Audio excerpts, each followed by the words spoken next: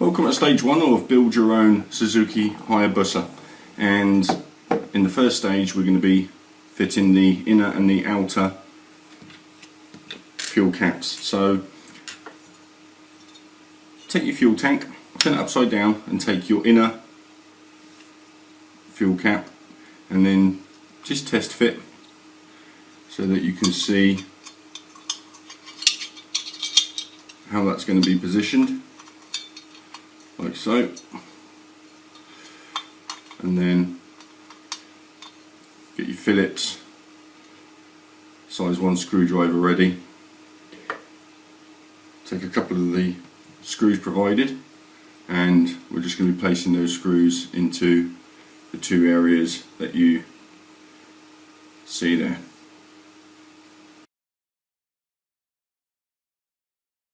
Once you've done that, just double check, make sure that there's no play and that's nice and tight in there. Don't over tighten the screws.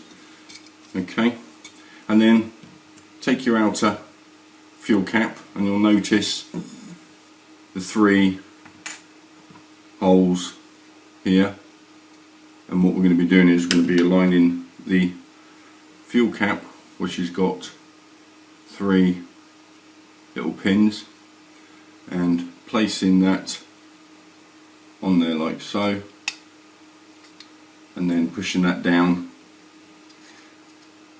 into position so that fits nicely like that. Okay, and that completes the first stage.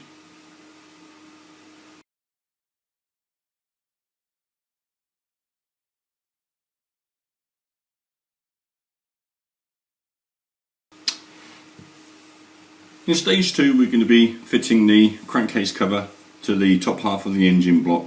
So take your crankcase cover and place it on top of the engine block, test fit. Notice how the 2 sections go, so the wider of the crankcase goes to the front. Just take that, place that into position. Once you've done that, take your 2 6mm screws, your Phillips screwdriver, and then secure the screws into the holes like so,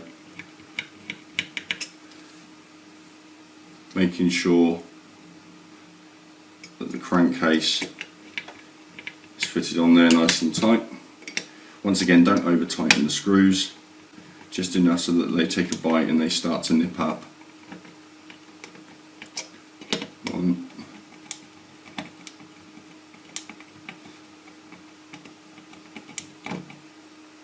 2, and that completes this part of the stage.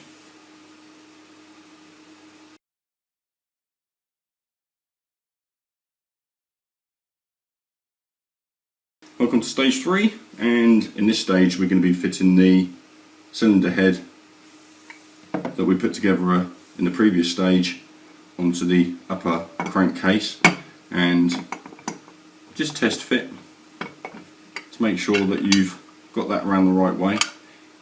It will only go one way, so place that into position. Take your 2 6mm screws that are provided with this stage and insert them in the 2 outer holes, and then tighten those up, but once again don't over tighten them. And there we have the completed stage with the crankcase and the cylinder head attached.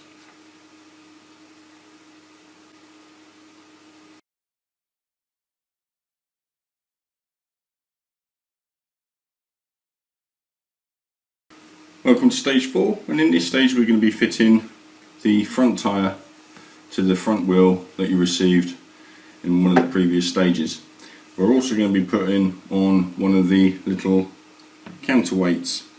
Now these don't actually do anything, but they just give it a little bit more realism. Okay, so first of all, take your tyre, and what we want to do is we just want to get that warmed up a bit. You can either twist it rub it, put it on a radiator, put it under some hot water, okay, but anything to basically warm it up to make it a little bit more flexible. And what we're going to be doing is we're going to be then putting that on the rim, okay, so slide it over onto the first outer edge like so, and then start to push. Anybody that's fitted a tyre onto a push bike, although we don't have any miniature spoons and forks for this, will know how this goes. And then once you've done that, just gently start to press it back in and out like so, okay, until you're happy that that's in position and all the edges are fitted in nicely around. Okay, and then once you've done that, we're going to be fitting the counterweight. Okay. Right, now the next thing that we're going to be doing is we're going to be putting the counterweight on. Now the counterweight we're going to be putting on opposite the valve, which is just here. So where you actually see the tyre valve, okay, we're going to be putting the counterbalance somewhere about here. Okay, so you're going to need a pair of tweezers for this because it is a little bit fiddly. So take your counterweight, take one of your little backing stickers off and just gently place that into position.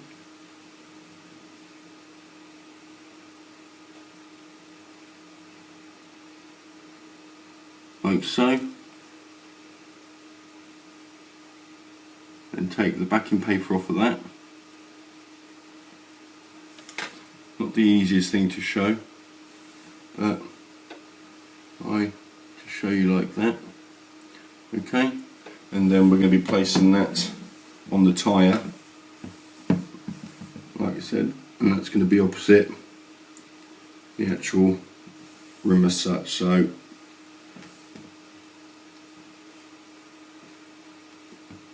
wheel ready, and then hold that into position.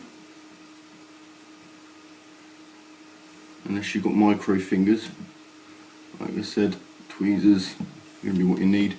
And there you see the counter balance sitting on the wheel like so. And that completes this stage.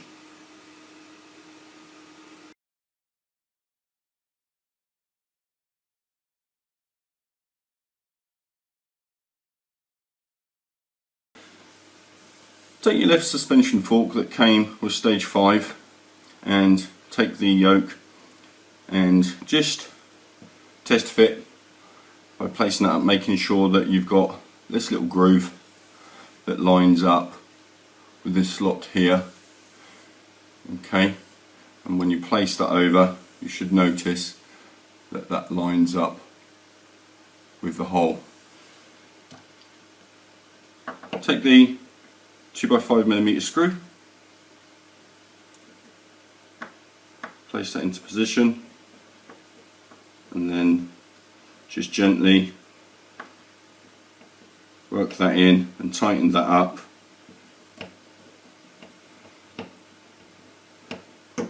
until that's nice and tight.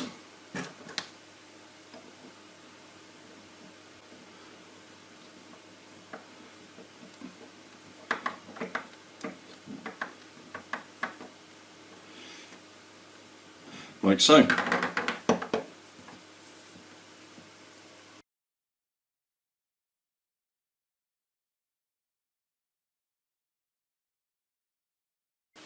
Stage 6, we're going to be fitting the right suspension fork, so exactly the same. Place that into position with the notch and the hole facing the top, and then screw that into position with the 5mm, 2x5mm screw.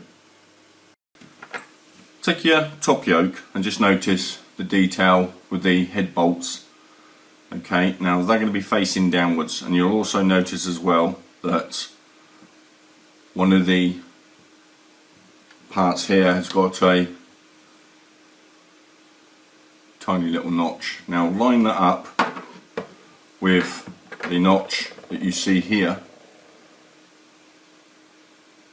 on top of the forks, like so, and then get your handlebar, stay ready, place that on top, and then with the two longer screws provided, place those down the centre and just gently tighten them up.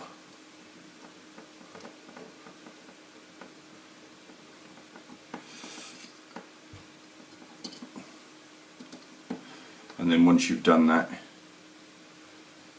can just test the compression of the handlebars, and then your handlebars will look like that.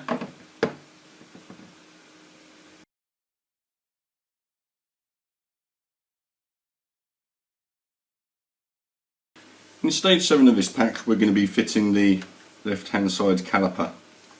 So take your caliper and place it behind the two holes here, noticing the position of where the caliper is going to be going, and lining up obviously the 4 holes, and then with your small wrench we're going to be placing the 2 hex nut screws that you received with this stage into position. So take your screws, place them in, a bit fiddly, just to line one up,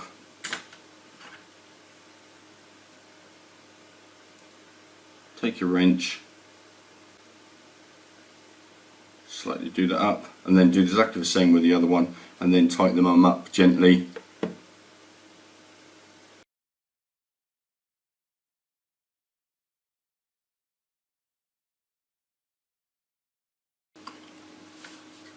In stage 8 we're going to be fitting the brake discs. So take your brake disc from stage 7 and the wheel from previous assembly, and just notice that you've got small notch just here.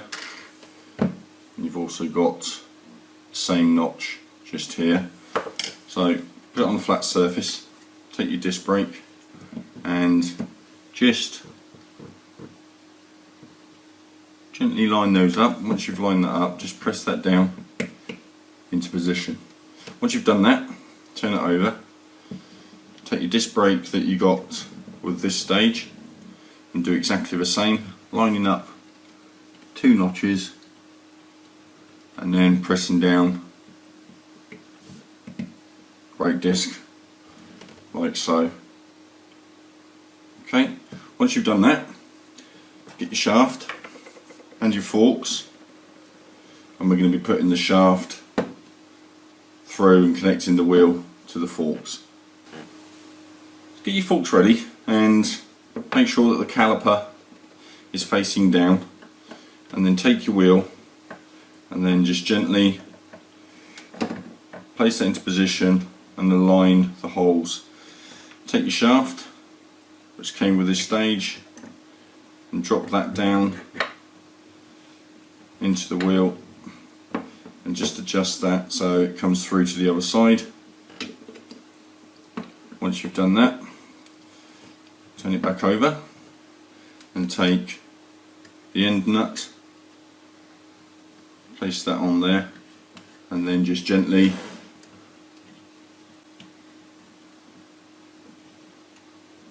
tighten that up, and then with your wrench that you got in the previous stage, tighten that up. Just don't over tighten it, just enough just to nip that into position. Okay.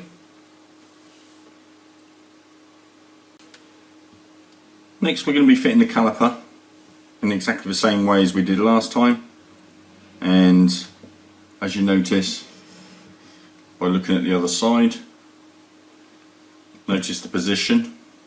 Get your screws that came with previous stages, place those into position. It is a little bit fiddly, and then with your wrench just tighten those up.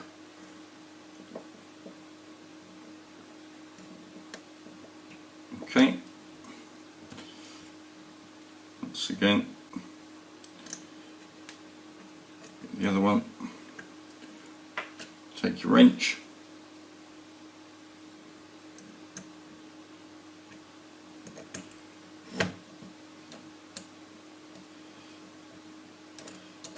tighten those up. Once again, don't over tighten, okay, just enough that it basically bites once it's brought the caliper up. Okay, right, I'm going to continue doing that. Once we've done that, we'll then be moving on to stage 9.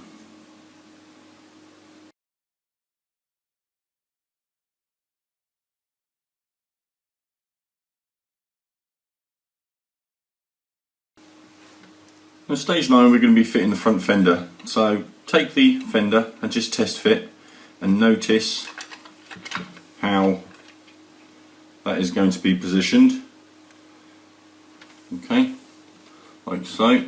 So the brake discs, the calipers will be facing to the rear, and the handlebars, as you can see, will be pulling to the back as well. So take your fender, place it into position, and you'll notice that we'll be putting a screw in this hole here and the adjacent side to start us off with.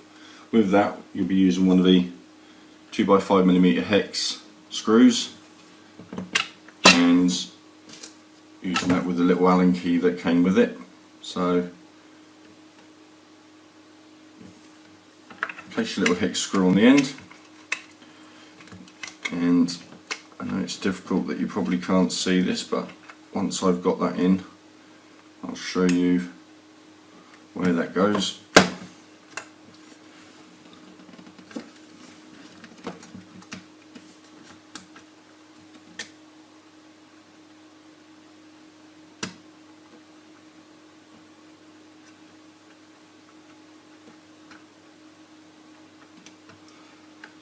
So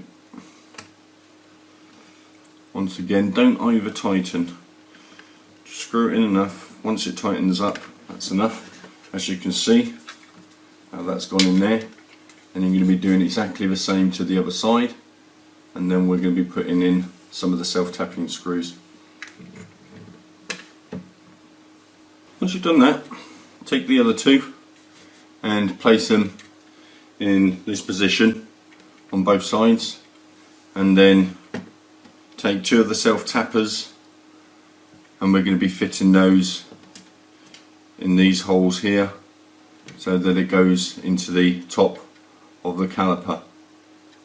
Okay, so once again, get your little Allen key ready, and that's the two little self-tappers. Get that ready in position, and then just place that and then gently screw that in once again,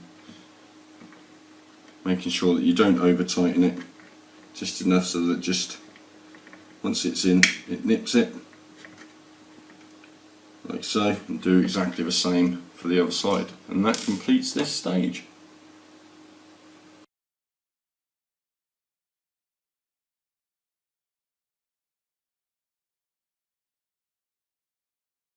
Now in this stage we're going to be assembling the throttle body, so take the two main component parts and just notice how the end one here is shorter than the others, and also you'll notice that the pots on these three are deeper than the one on the end, so that when you actually place these together notice that they're aligned like that. So take the two and press them together like so, and then once you've done that, take your fuel line, and you'll notice you've got your 3 pins on there.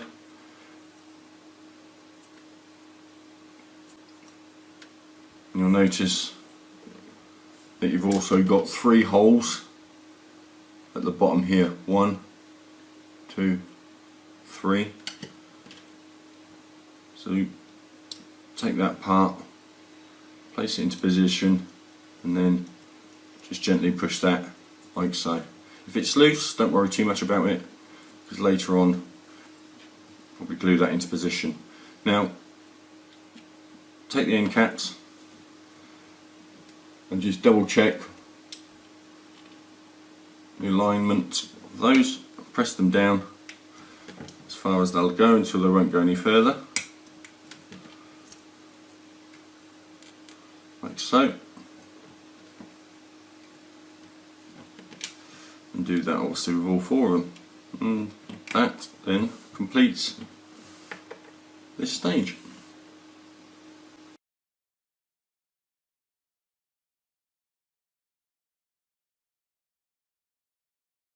In this stage we're going to be fitting the 2 exhaust halves together. So take your 2 exhaust halves, just test fit so that you can identify how that's going to go together, and then take one of the small screws provided, placing that in the hole, and then with a screwdriver just gently tightening that up. Once again, don't over tighten, just enough just to nip it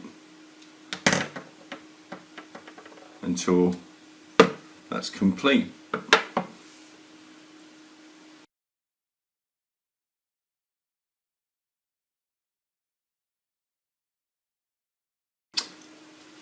Now in stage 12 we're going to be doing the right hand side exhaust. So once again, take the exhaust, just double check for alignment, take one of the screws, self-tapping screws that's provided in the previous issue, place that in, and then once again screw that down into position just until that nips up. Might need to tighten it a bit more.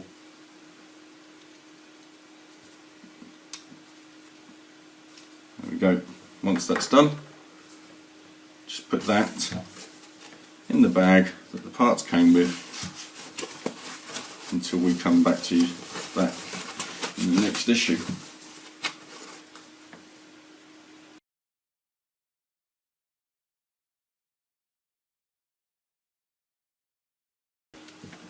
Now take the down pipe from this stage and one of the 5mm screws from stage 11 and just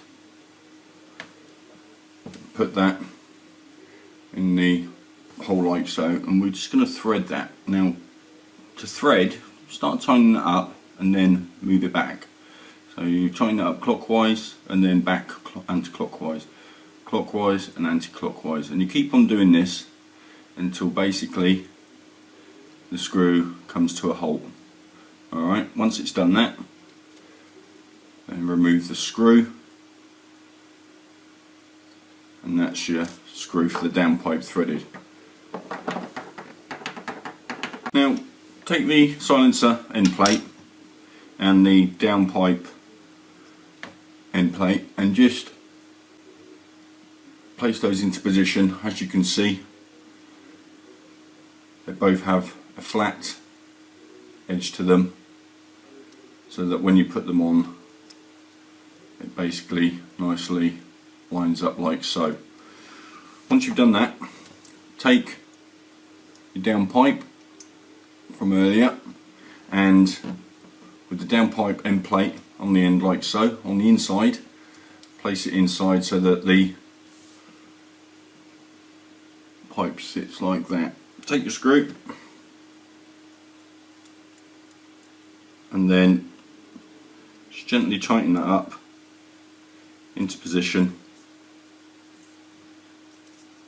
push that just a little bit more.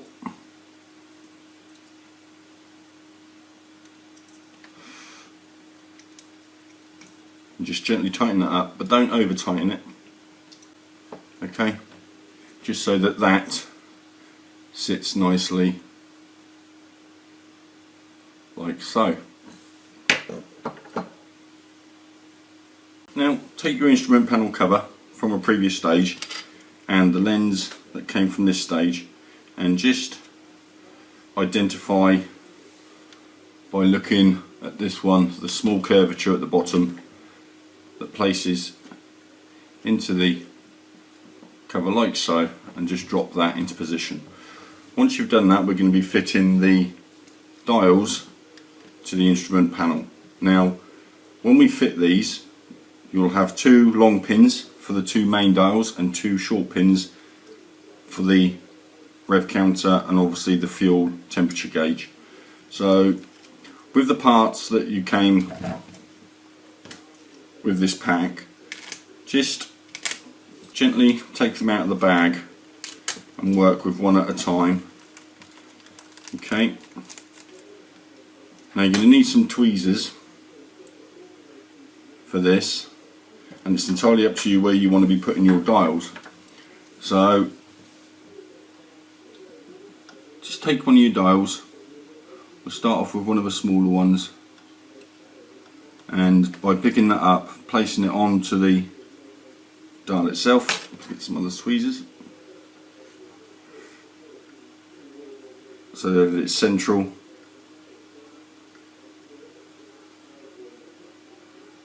To the dial, and then with one of the small dial pins, and you can tell if it's small because the actual head of the pin is smaller, whereas the middle ones for the large dials are bigger. And then just basically place that into position. It's not easy, nobody said anything was. Place that into the hole like so, and then with the washer backer, just going to pop that onto the back like so. And like I said, you can adjust that dial to however you want it. If I just show you, there's the collar that goes on the back, and then you've got the needle on the front. Now do the same with the other 3 needles, and we'll come back for the next stage. Now once you've done that, get the assembly ready, and just notice how the gasket has got the larger area here cut out at the both, and this will follow the curved line here, so that when we drop the instrument panel into place like so, take the gasket, place that inside, and just gently tap that down, and then safely put that aside for a later stage.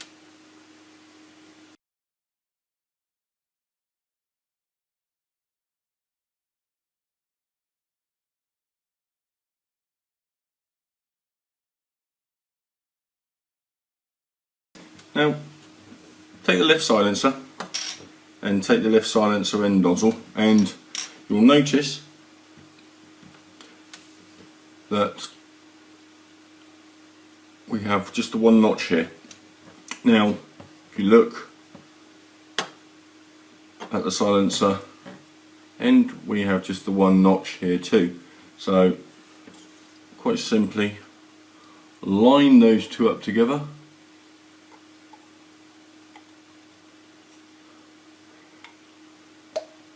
and push that into position. Now once you've done that, get your left exhaust from the previous stage,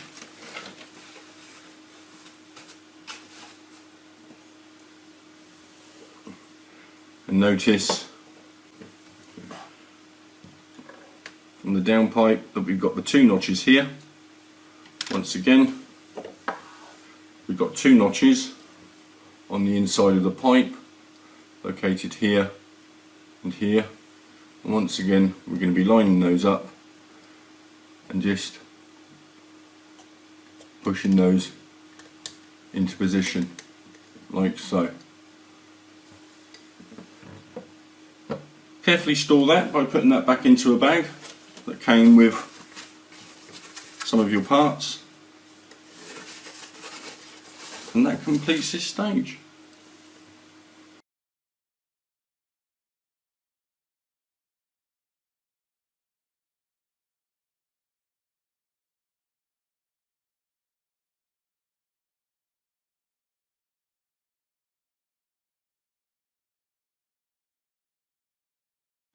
In this stage we're going to be fitting the silencer outlets to the manifold. So as we've done before, take one of the screws provided and we're just going to tap the end of the silencer manifold just by screwing it in and then back a bit, further in and back, further in and back until the screw goes no further. Don't over tighten it. Okay, and what we're doing is we're just basically creating a thread inside the manifold. Once you've done that, take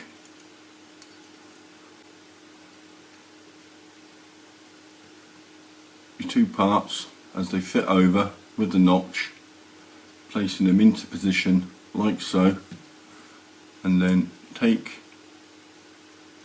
screw that we've just threaded and then tighten that up into the end, nipping it up. Do not over tighten it,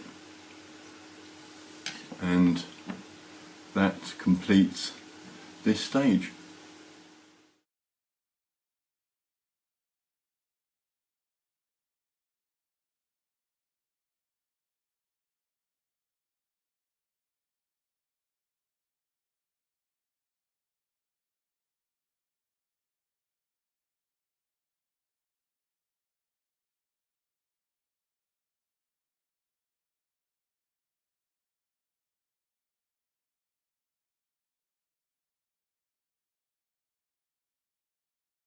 In this stage we're going to be fitting the silencer and the silencer outlets. So take your silencer and the build from the previous stage, noticing the two notches on the silencer, and then basically marry those up into position and push that in so that that is nice and square. And then same again with the other side. You'll notice there's a notch here and a peg there. Line those up and push that into position like so, and that completes this start stage of the build.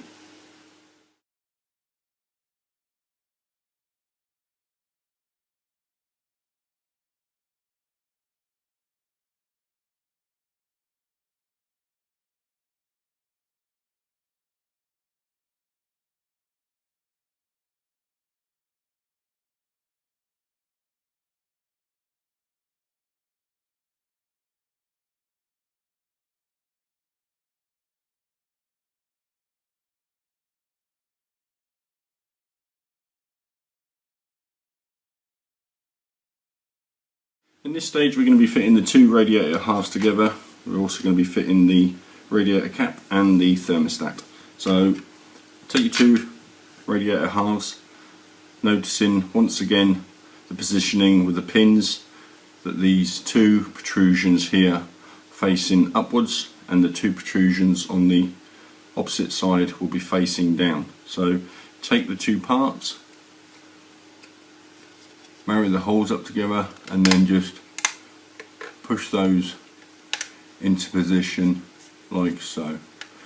Next, take your little sticker for the radiator cap and place that into position, noticing the way that that has actually gone on there. And next we're going to be fitting that onto the radiator.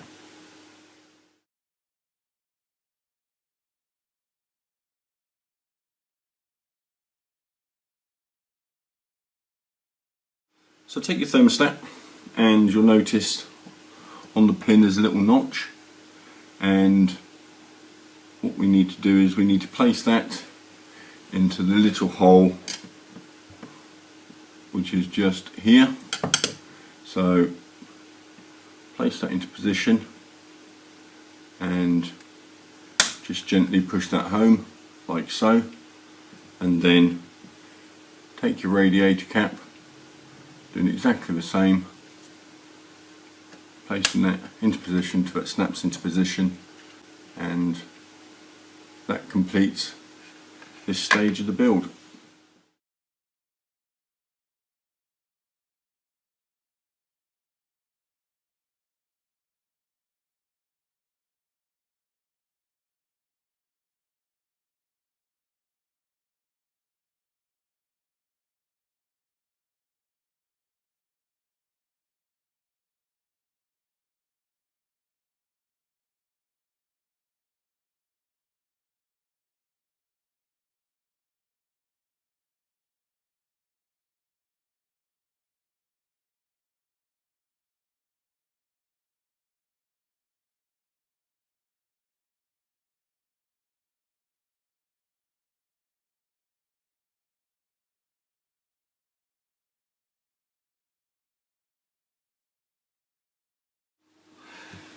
Stage 18, we get the fuel tank underside, the rear, the hinge and a series of screws, and what we're going to be doing is we're going to be fitting that to the underside of the fuel tank that we got from a previous stage. Now before we go any further, we need to take one of the 6x6mm screws and we need to pre-tap the two holes that you see here and here. Okay, so take one of the screws, place that in the hole, and by tapping the thread you're screwing it in and back, screwing it in again and back a bit, in and back a bit, in and back a bit, and you keep on doing that until basically the screw won't go in any further. Okay, so do that to both of the holes and then we'll come back for the next part of this stage. Now take your fuel tank rear and take your hinge, and you'll notice that you've got obviously the hole for the screw and you've also got the pin, as you can see there.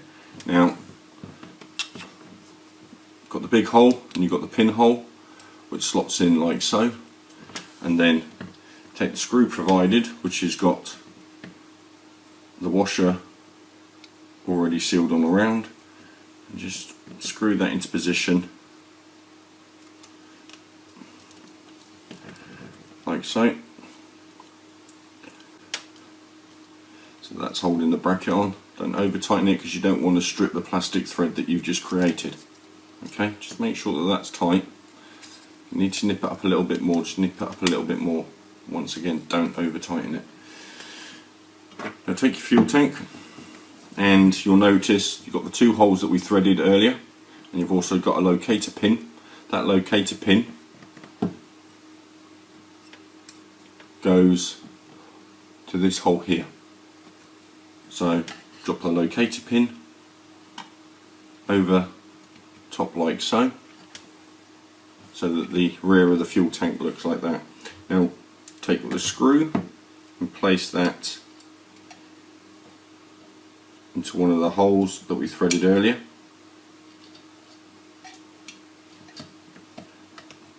And once again tighten that up, but don't over tighten it.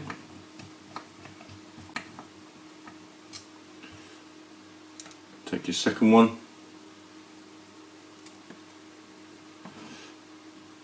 and do exactly the same.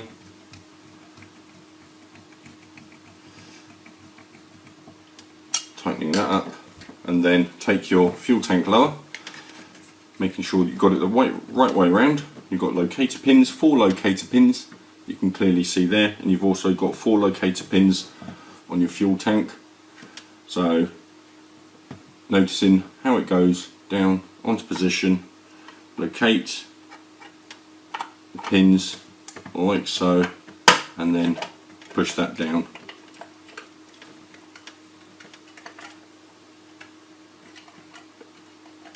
Until that holds that.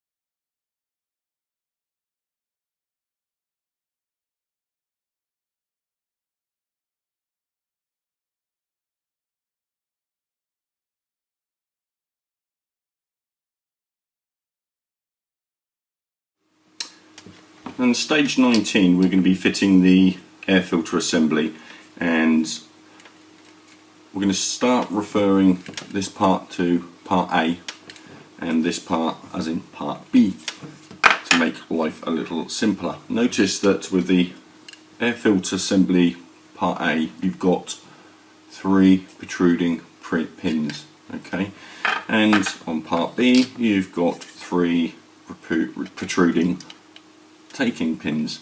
Now take the 2 halves and just gently push those together, making sure that everything fits nicely. Don't push it too much that you snap the pins. Okay, now once you've done that, I'll call this part C, and on here you have 4 pins. Okay, 1, 2, 3 and 4. Once again you have 4 parts or pins, as you can just see there through the light, ignoring the one at the bottom, where this will then fit to that, like so, pressing the assembly together until that fits nice and snug. Next we come to the filter, parts A and B, and you'll notice that one end tapers down, so this part goes to the largest side, and we just push that together to make up the filter, and then the filter cover we then place over the other holes like so, pressing that down, and then you can take your air filter assembly, place that into your air filter cover, push that down, and that completes this stage.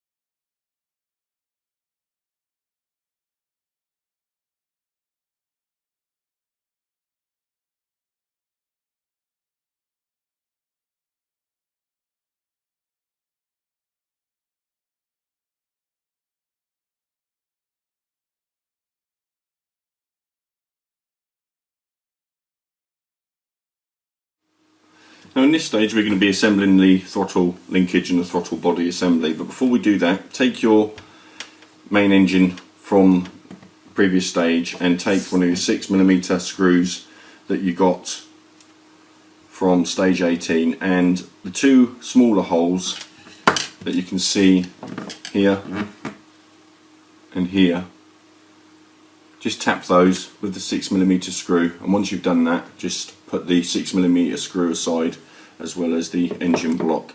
Now take your throttle assembly and take the grey fuel line, and you'll notice that you've got 4 holes going into the carburetors, and just gently hook that over and then gently feed the 4 cables into the holes like such.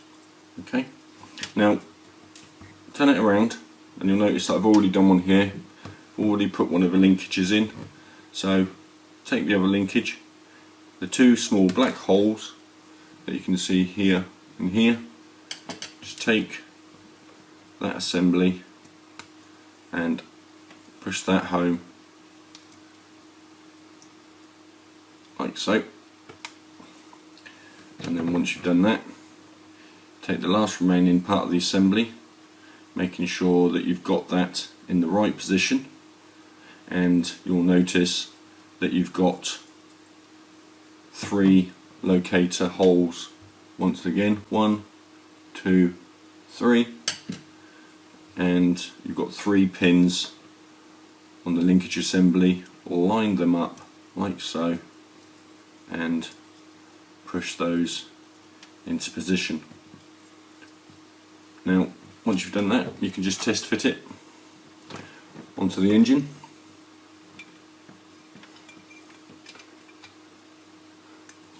Place that and just put that aside and store that in a plastic bag.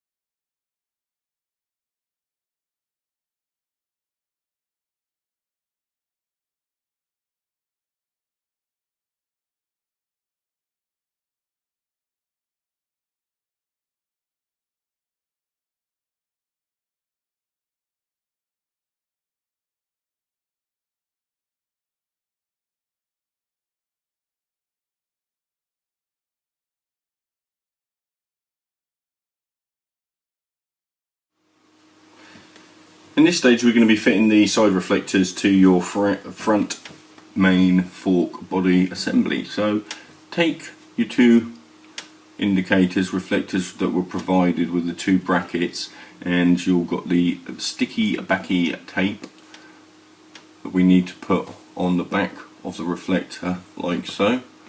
Once you've done that, take the protective cover off very gently, making sure that you don't scratch it, and then place that into the holder and then gently press down, making sure that you've got that around the right way so that it's facing that way. So do exactly the same for the other one, and once we've done that we're going to be then fitting those to the front forks. Now take your front fork assembly and just remove the hex nut bolt screw that came and holds the caliper on like so, and then take your reflector, place the reflector over the hole. Now it is a little bit fiddly, and then as you can see, it's alright if you've got little fingers. There we go, and then once you've done that, once again tighten the hex screw up. Once again, don't over tighten it. Do exactly the same for the other side so that your reflector is on like that. In this stage we're going to be fitting the steering damper shaft, so take one of your half threaded screws that was provided with this pack and then place that into the bottom like so, and then we're just going to be tightening that up with the nut. So make sure that you've got a small nut that's provided. Once again, it's very fiddly, so I'm going to assemble this, and then once this is assembled I'll come back and show you what it looks like. So we've now fitted that on, and if you notice the orientation, so that the assembly goes over the top of the bracket so that the bars are facing backwards. Okay, once again, don't over tighten it, and you could also keep that on there for safekeeping and just put some tape around the end so that you don't lose that part, and then put that aside until we come back for the next stages.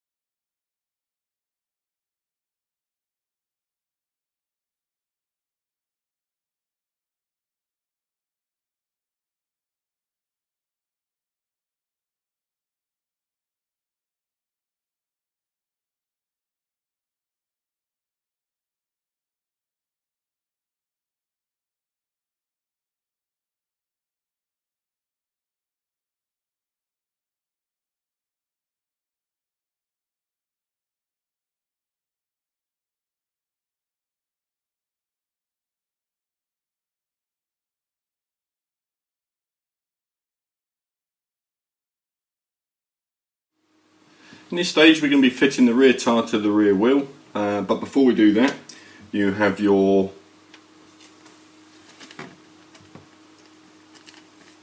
little counterbalance weights which we fitted onto the front tyre. You get some more with this one. If you want to go ahead and fit those onto the rim, do exactly the same as you did at the beginning of the stage. So take your tyre, but make sure that you've got the orientation of the tyre correct. Now the tread, as you notice, if you can see that, will be actually rolling like so. So have a look at the pictures and you'll see exactly what I mean. So take your wheel, your main rim, and then being careful not to break off the tyre valve, and place the tyre over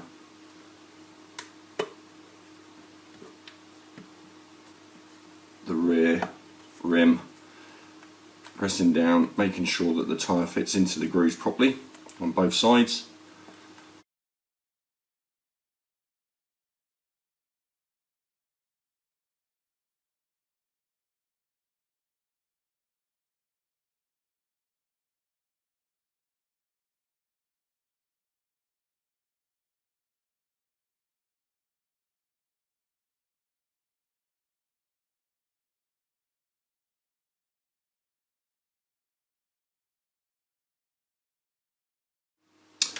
In this stage we're going to be fitting the rear disc and the sprocket to the rear wheel. Before we go any further, with the rear sprocket, comes with a carrier film on there to protect it. You need to remove that before we go any further, and you can do that with warm water, detergent, and then clean it up with some isopropyl alcohol just to clear that up. Now you can give it a really good shine and clean it up, to make it look nice and shiny, or if you wanted to, if you follow the instructions, it will show you how to give it a weathered look. So for the time being, give that a good clean with a toothbrush and some detergent and some isopropyl alcohol to remove any of the oil that's left on there.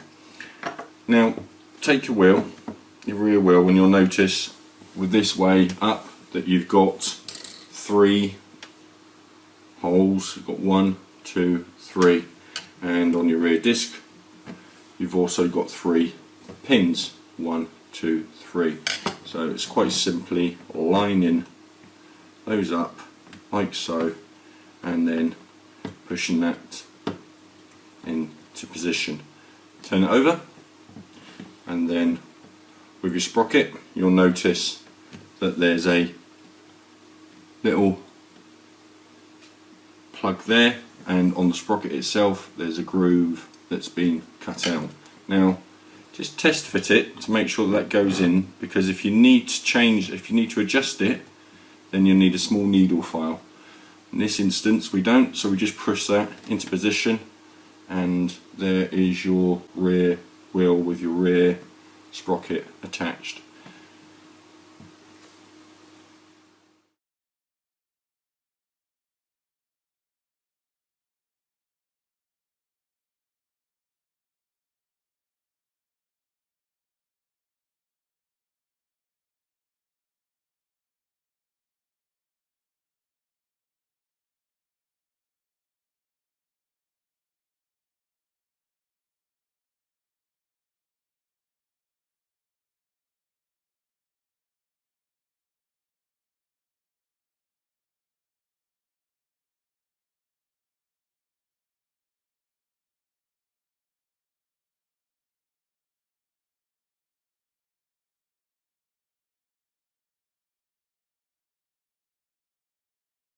In this stage we're going to be fitting the rear axle to the rear swing arm and putting the sticker on the side of the rear swing arm as well. So take the nut off of the shaft that came with this stage, and then just noticing where you've got the 2 points here, drop the shaft through, aligning the flat edges of the shaft like so, so that it fits there nicely, and then place the nut back on the other end.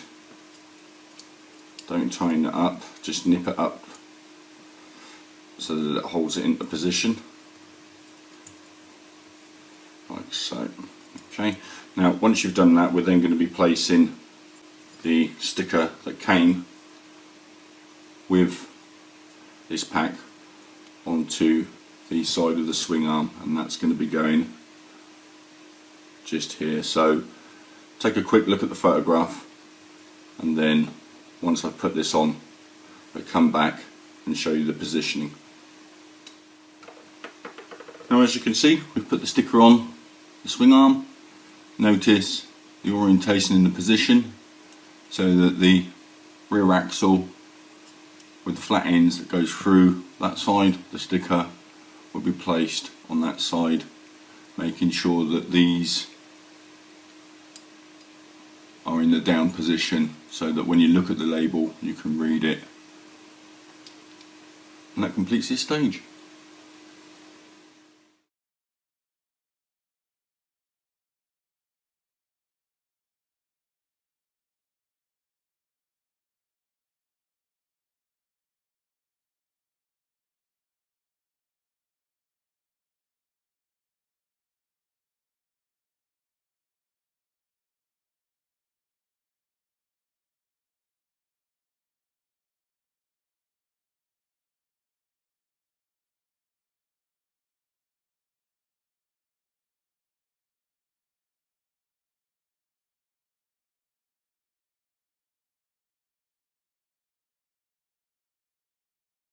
Now take the subframe that came with this stage, and just notice that you've got a couple of pins that are sticking out.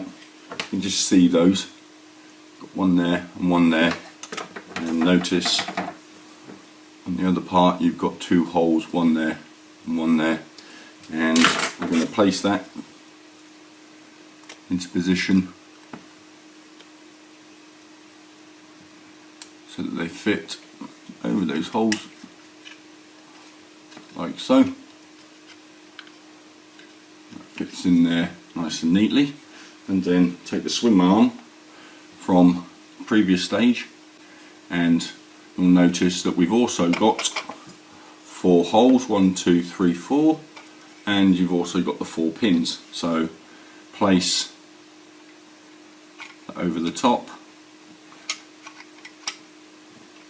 making sure that the holes and the protrusions also from here fit into place. Pressing those down, making sure that that all sits on there nicely, and then once you've done that, take 4 of the self-tapping screws, placing them in the recesses at the bottom, and then tighten those up, but don't over tighten them because you don't want to strip the thread that you've just created within the plastic.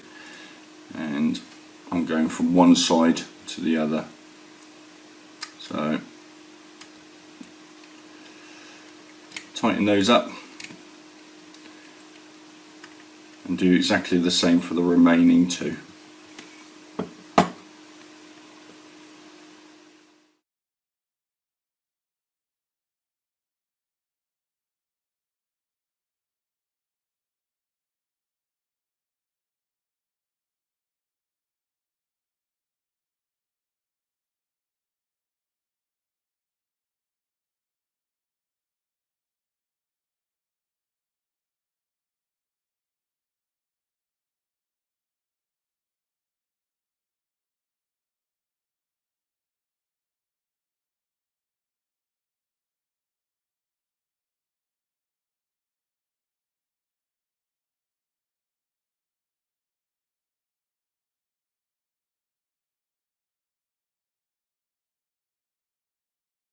In this stage we're going to be tapping some holes with a 2.3 by 6mm screw. So take one of your screws from the previous stage and notice by the pictures in the sequence that you're going to be tapping these 2 from the inside of the crankcase. You're also then going to be tapping these 2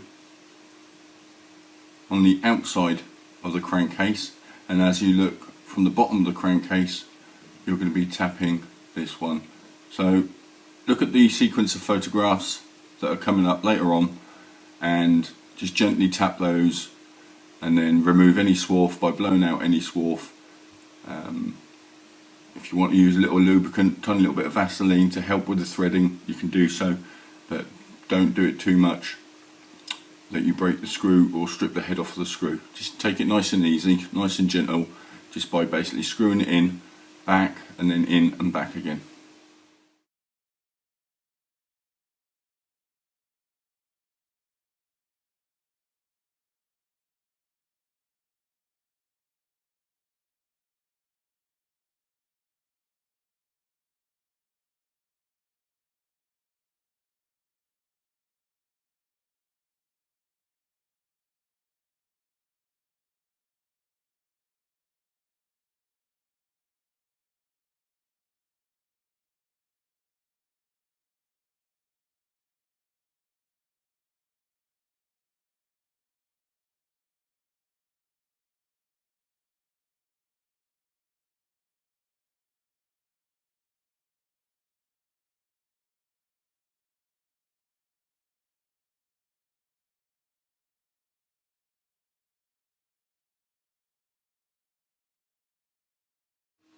Take your left crankcase cover and take one of the 2.1 by 6mm screws from stage 21 and just tap the centre as shown here.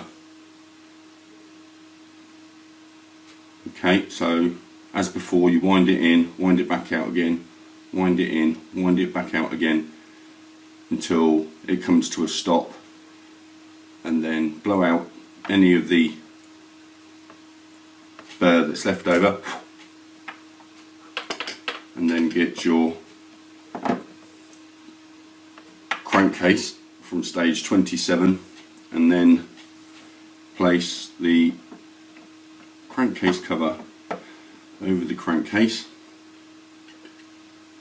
Take the screw, 2.1mm by 6mm screw that we used earlier, place that in the back as you can see here, and then screw that down.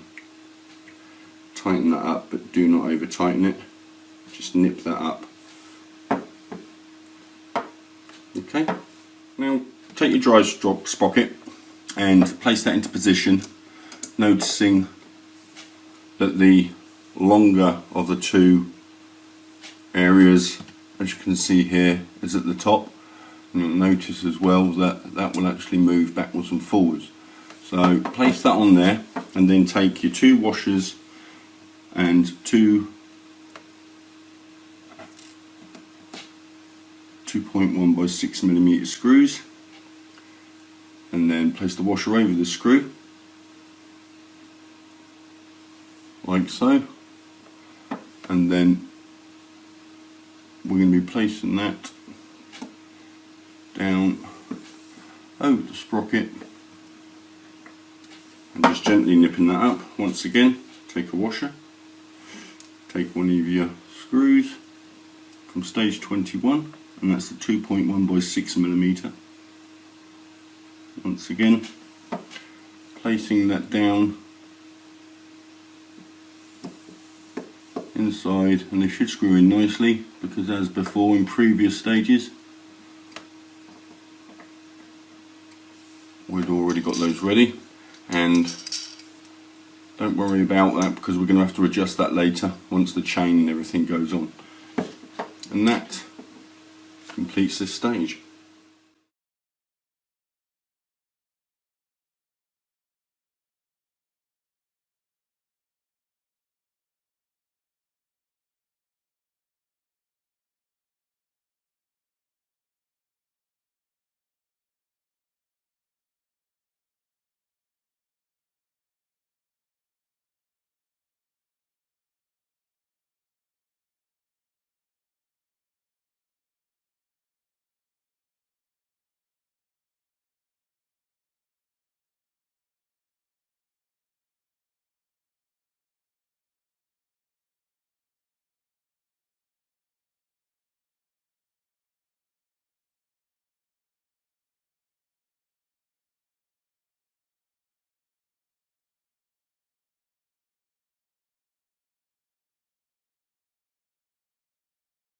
In this stage we're just going to be oiling up the chain, so get some tissue cloth ready, get a sealable bag and your chain, and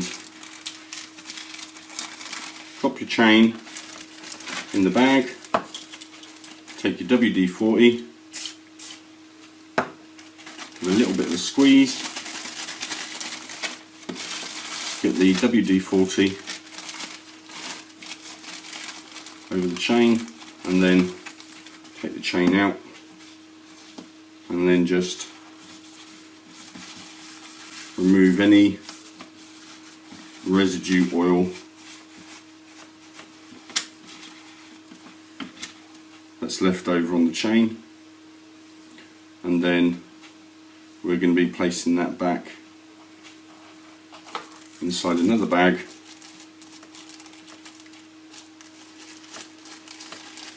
and then sealing that up, and then put that aside for a later stage.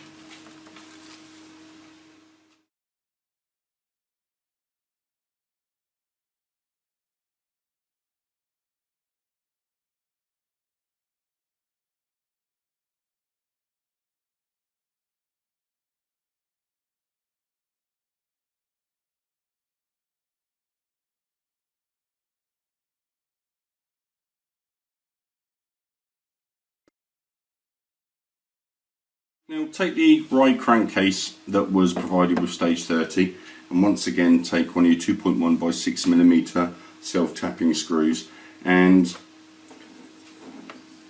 tap the center hole here and also tap this hole here. So looking close at the orientation, you want to be tapping this hole here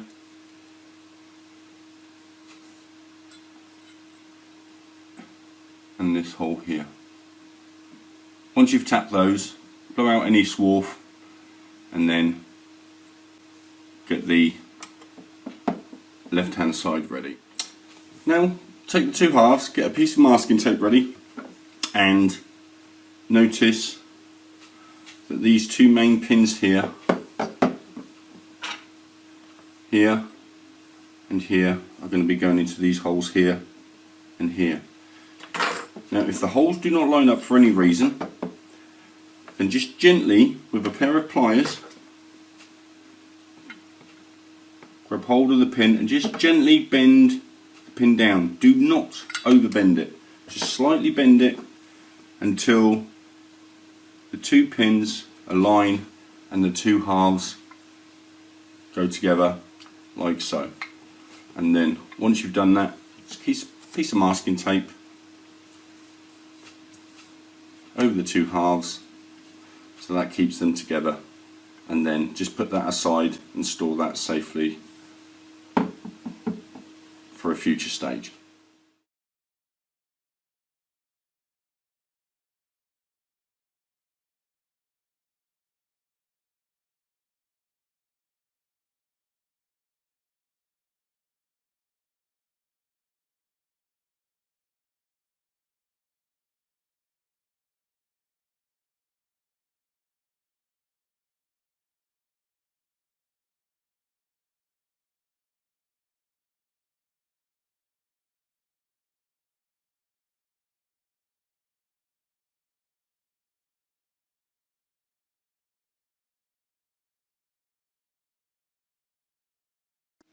In stage 31, we're just going to be temporarily assembling the clutch covers. So take the larger of the clutch cover and just place that into position like so, aligning up the two pins so that sits in there. If by any chance there's any burrs around this edge that are preventing it from sitting clearly, clean those up. Also any on top of the two pins there, place that into position like so, and then once again taking the other part, and we're then going to be placing that into position once again so that the two pin lines align. Take some masking tape, just place that over the top, once again holding those into position, and then just safely put that aside for future stage.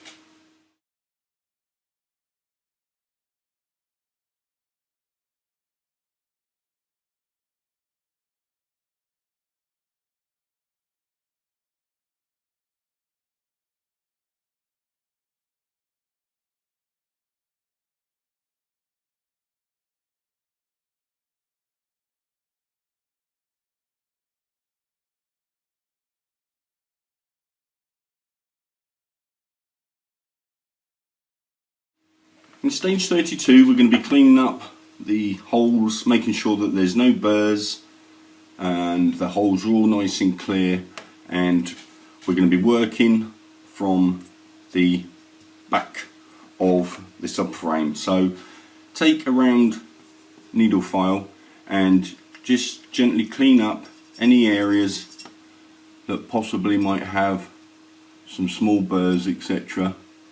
around those holes. Once you've done that, then you're going to need a flat needle file, and any areas where there are the holes that have got any burrs that are sitting up, just gently clean those down, making sure that there's some good smooth contact points.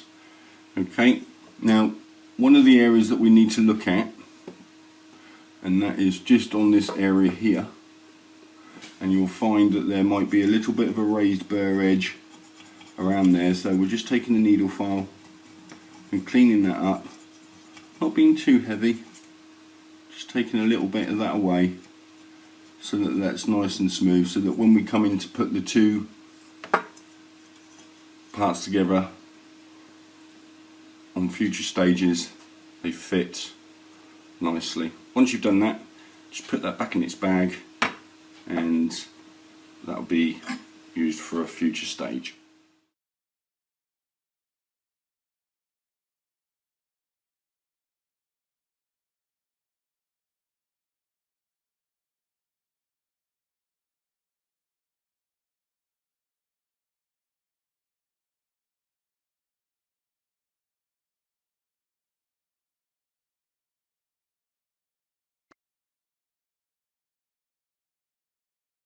Stage 33, we're going to be assembling the air cooler. So take your two air cooler halves, notice the hole positions, and especially where you have 4 lined along the top here, and you've also got 4 pins lined along the top here. See if you can see that. 1, 2, 3, 4. Obviously there's things, so place that over the air cooler like so, and lining up those holes, and then just gently push those into position.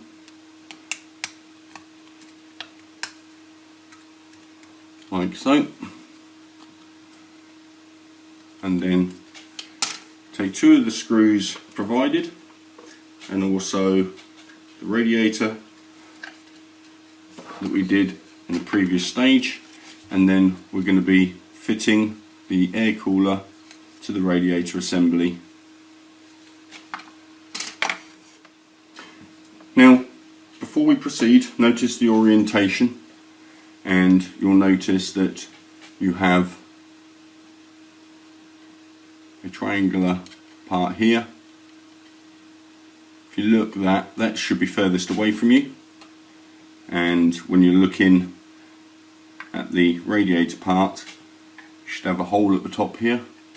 You should have pipe connector here with the radiator cap at the bottom facing towards you, which means that these two here should be sloping down. Now take the 2 parts, place them together so that the radiator is on top of the air cooler. Take one of your screws, place that in the hole,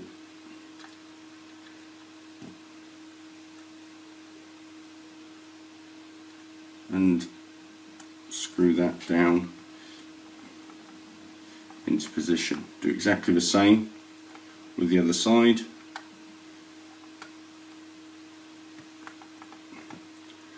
One, do not over tighten it because you don't want to be stripping the thread. Once again, same again with the second one, screwing that down into position.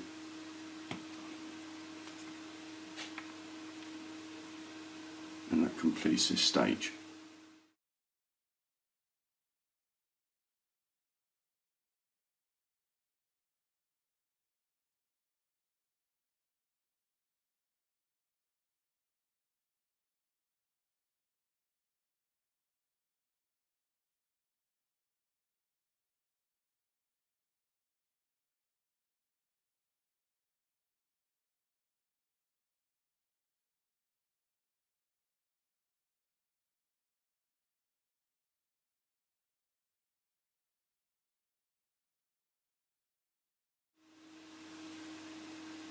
In stage 34, we're going to be assembling the radiator fan, and then we're going to be fitting the radiator fan assembly to the radiators. So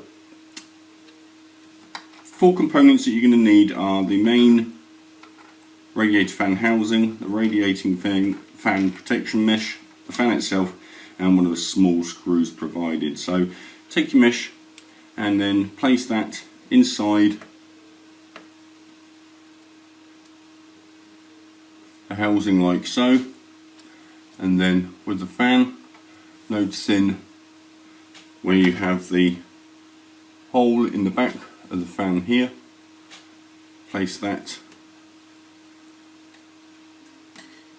inside, making sure that the hole is lined up.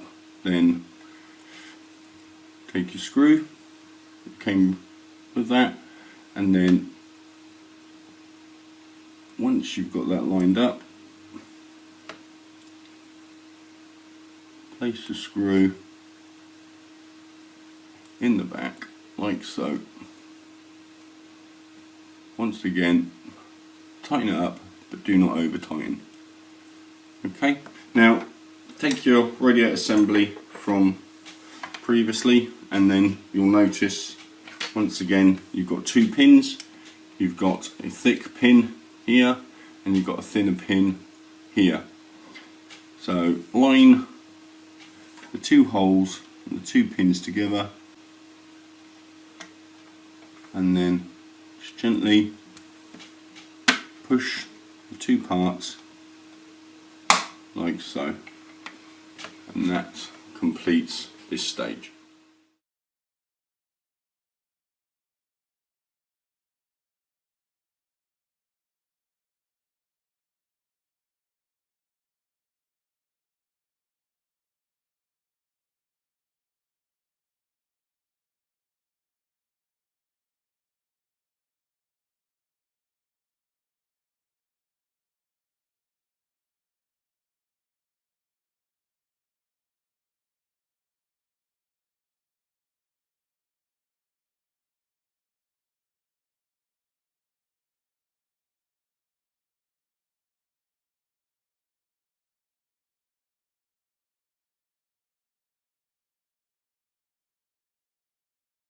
In stage 35 we're going to be fitting the IR receiver, which is an infrared receiver, to the oil pan which came with this stage. So take one of the screws provided, which is one of the 2.3mm, and we're going to be tapping these two holes here and here. So once you've tapped that,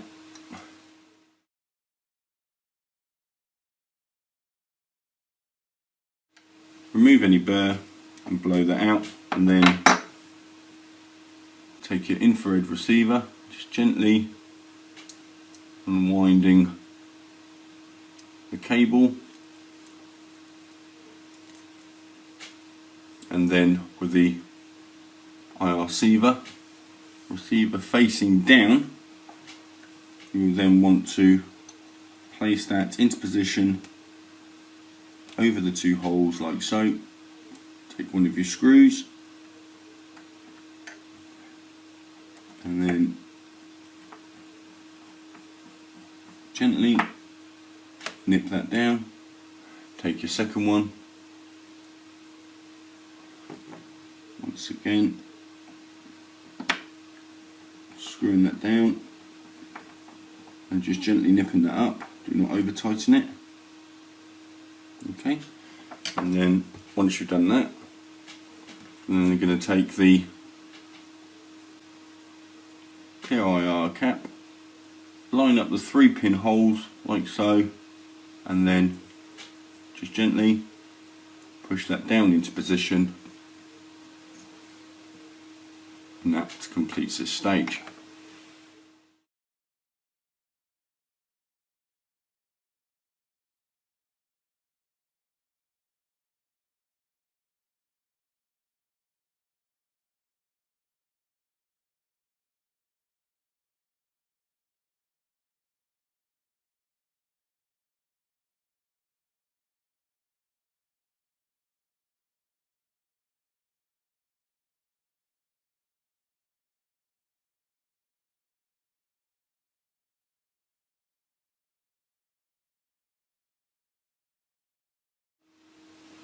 Stage 36, we're going to be working on the shock absorber and the left frame. So take two parts that we can see here and place parts together like so, as you can see there, so that the two holes align, and then take in 2.3mm by 6 self-tapping screws, screw those down into the bottom so that that holds that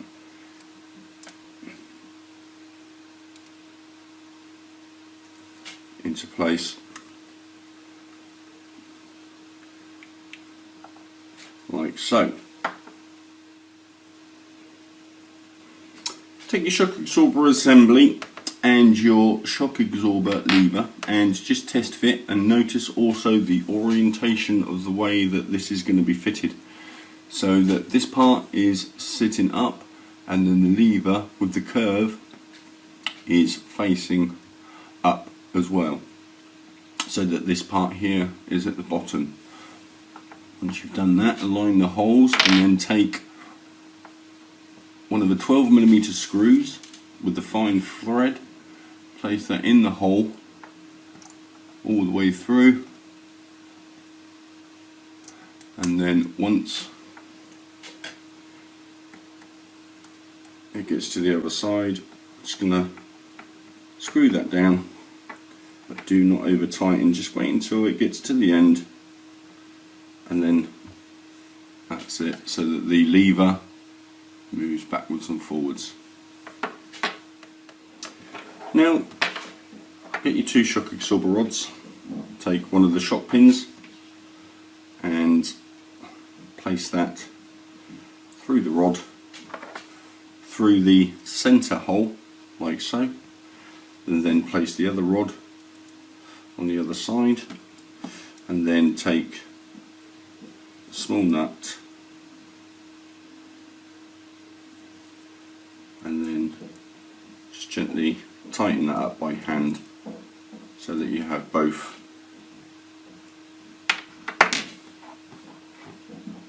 of the rods in position. Now take the left frame assembly from the previous stage, and also we're going to take the left frame A, and you'll notice that we're going to be fitting it into this position here. So place that into position like so, and then with one of your 2.3 by 6mm self-tapping screws, we're then going to be screwing that into the side so that that holds that into position. Okay, just double check the orientation, making sure that you've got this plate here facing the front. If not, just turn it around and reassemble. Once you've done that, take bridge B and place bridge B into position, noticing once again the orientation of how that is going to be sitting.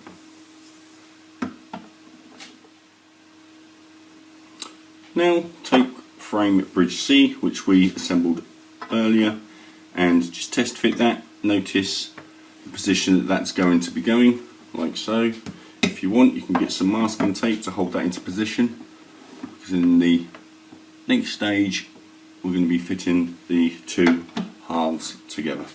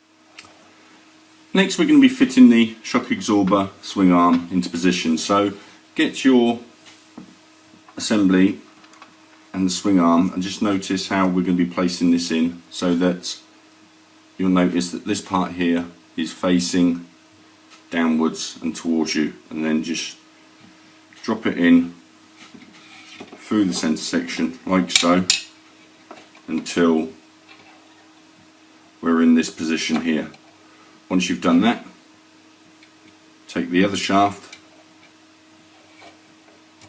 place that through all the way through to the other side, take your small nut, place that on the end, and then with your ratchet and your screwdriver just tighten that up into position. Take your right frame half that came with this stage and take one of your 2.3mm by 6mm screws, and we're just going to tap this hole here and this hole here. So as we've done previously, take the screw and just tap those holes, and then once you've done that, with a needle file, any of the other holes around the areas, around the tops, just deburr them, making sure that the surfaces are nice and flat and there's no obstructions in any of the holes.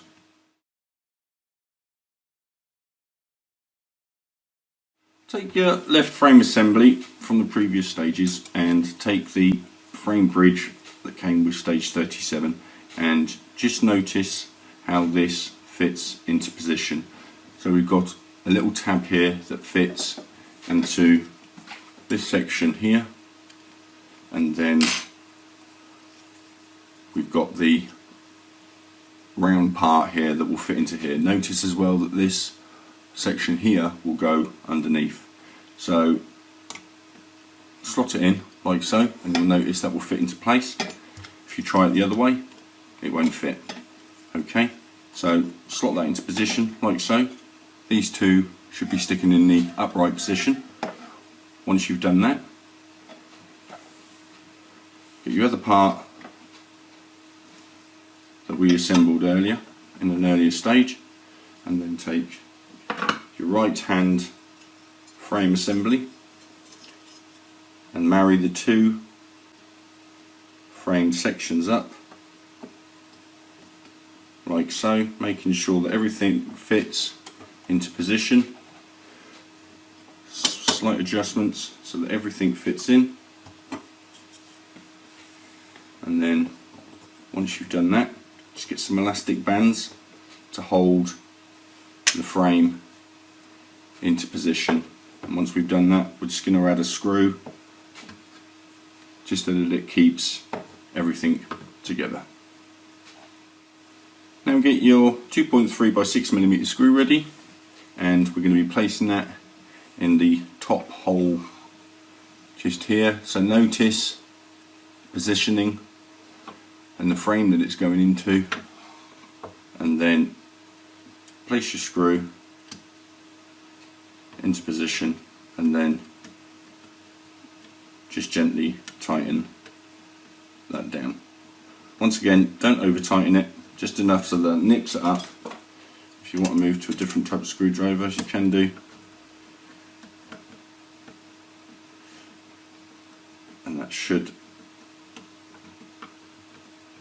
hold that into position like so.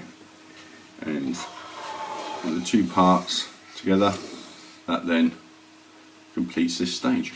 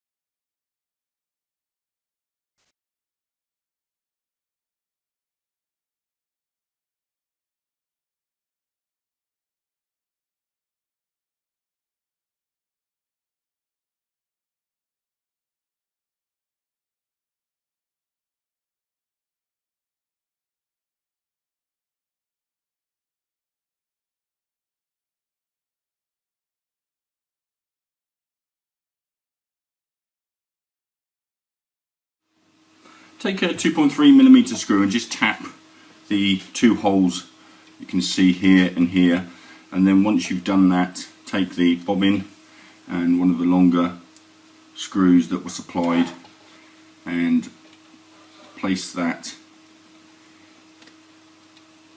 into the hole that we've just tapped, and then screw that up. Once again, snip it up so that it's tight, but don't over tighten it. Do exactly the same for the other side, so that you've got both of the bobbins here, and then with the stand that was also provided, you can just test just to see how that's actually going to be sitting into position, like so.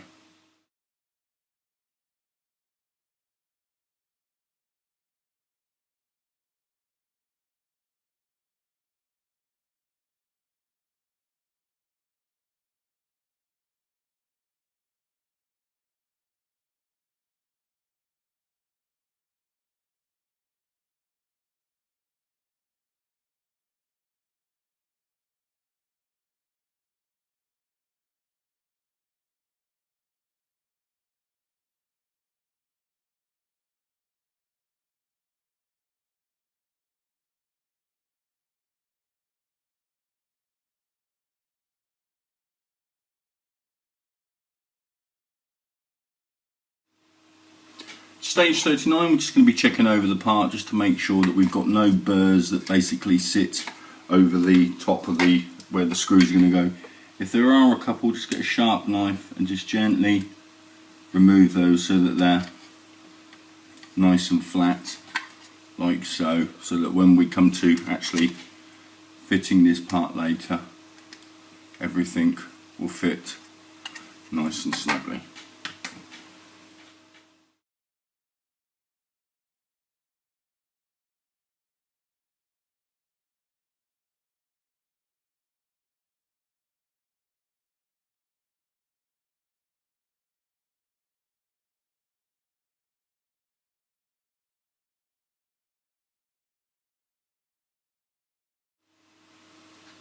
In stage 40, we're just going to be inserting 3 AAA size batteries into the battery case.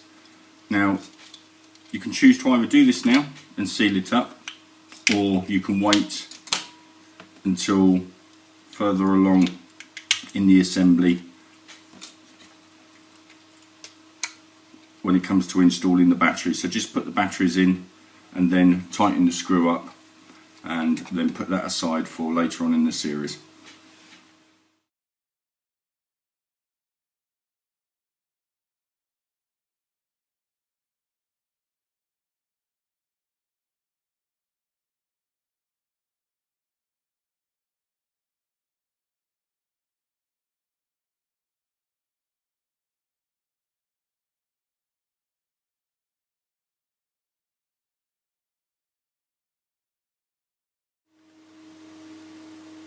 Take your rear tail light and your LED that came with stage 41, and then just gently press the LED into the back of the tail light, and you'll notice it should push in there nicely. Okay, and once you've done that, take your rear seat assembly from a previous stage and then passing the cable through, and then align the 2 holes, and then take 2 of the self tappers that came with this stage, and then just apply those into the back like so, holding that securely into position.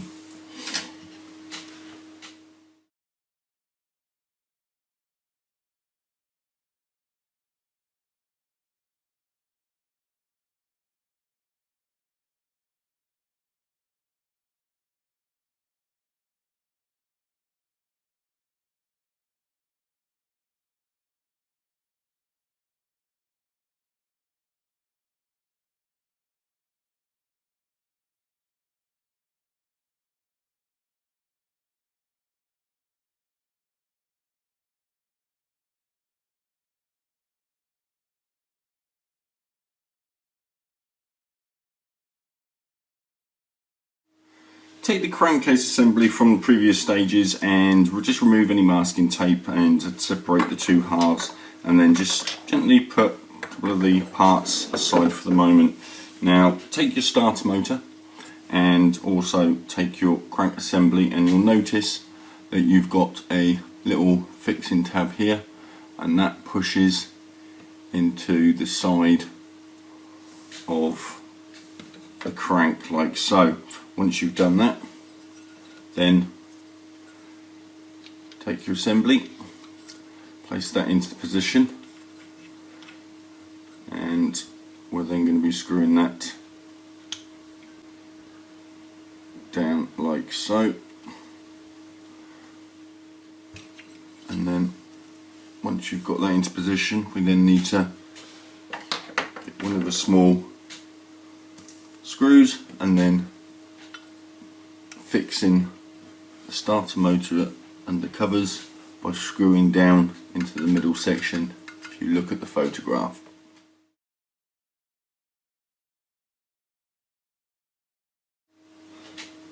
Next, take your breather cover and notice the orientation. You've got the two pins, and you've got the pin smallest and closest to this one. This pin here, turn it over, do exactly the same, and just put a screw through the bottom, holding that into position. Next, take your oil filter and notice where that goes, and pop that onto position like so, and then just replace the other parts for safekeeping. Once again, putting some masking tape on those until needed later.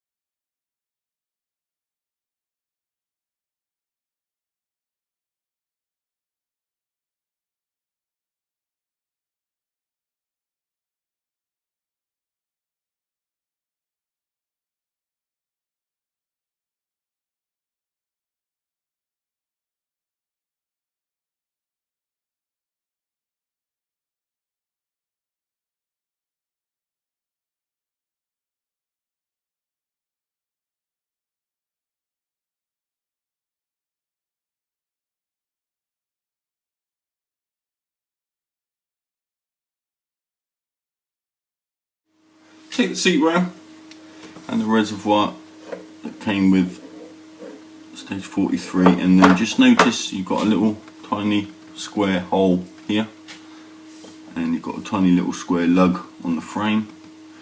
Look closely at the photographs, and all we need to do is just place that, push that into position like so, so that that sits there nicely.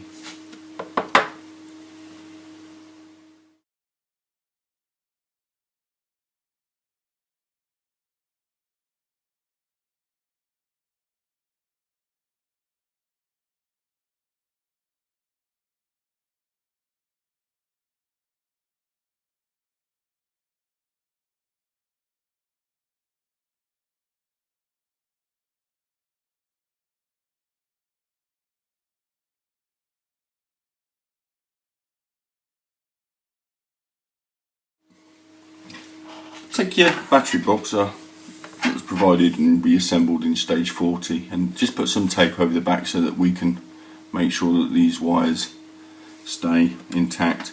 Once you've done that, feed your cable from the rear tail light that we did in an earlier stage through the bottom, and then once again we're doing exactly the same with the other one, and then placing the battery down. You'll notice that there's two holes. Just align those two holes and then secure that into position with the two screws provided. Once you've done that, get your little tool bag. You notice you've got two holes, one slightly bigger than the other, and you've got two pins or lugs, one slightly bigger than the other. Just place that over the top like so, pushing that down into position. Once you've done that, turn it over, take your rear splash plate and just push that down like so.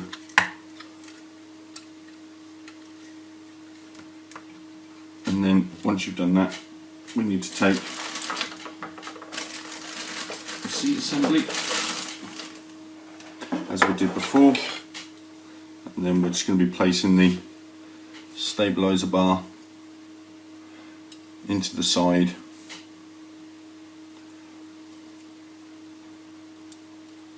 like so, but a couple of screws just to hold that into position.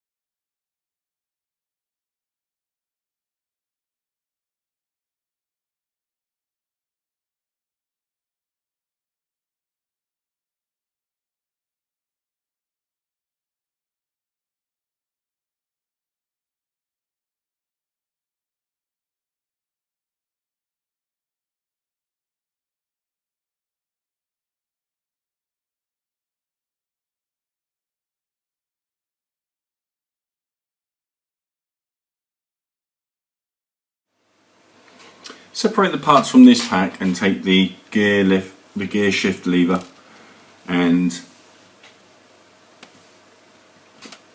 that goes over the end, as you can see here, and then just place that over the end and then put the cap on the end, which pushes down, holding that onto position, okay, like so, so that you can see that there, okay.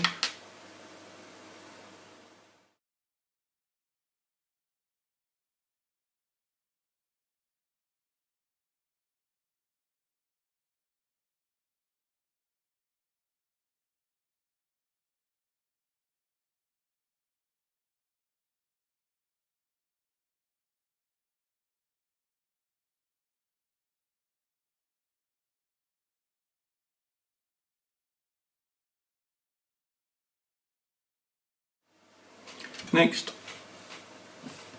take the assembly that we've just done, place that through the indicated hole, which is just below the gear sprocket, and then you'll notice that there's a flat on there.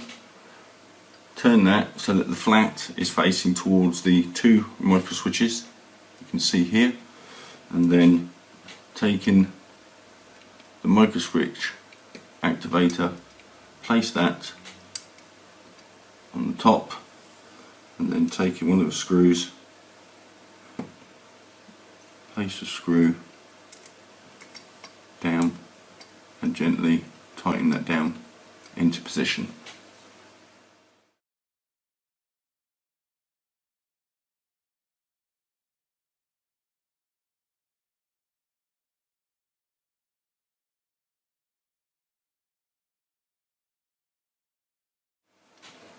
Take the two crankcase halves and put them together like so, and then placing two screws, self-tapping screws, down into these two located holes here and here to secure the two halves together.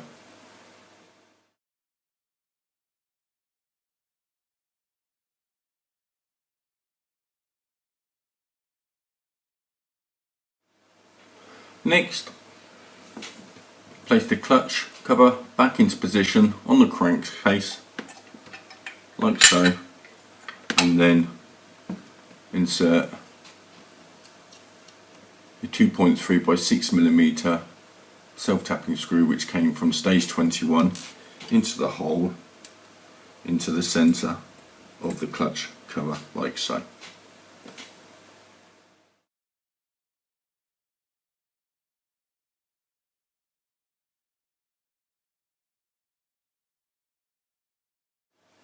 Now take the outer clutch cover from stage 42, align the projections and push that down into position, like so.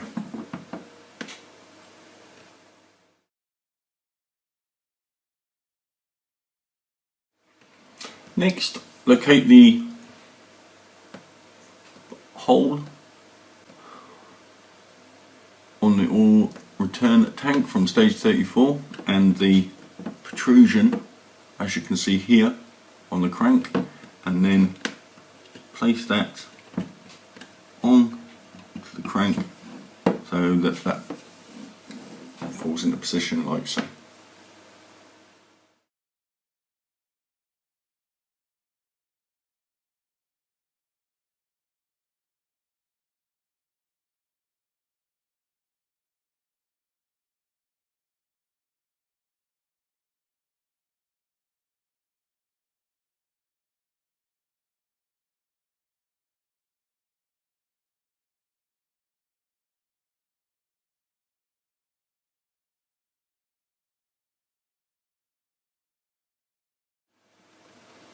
Take the cylinder block which was assembled in stage 20 and remove the throttle body from it. If you've not already done so, tap a 2.3mm thread in the two small holes that you can see here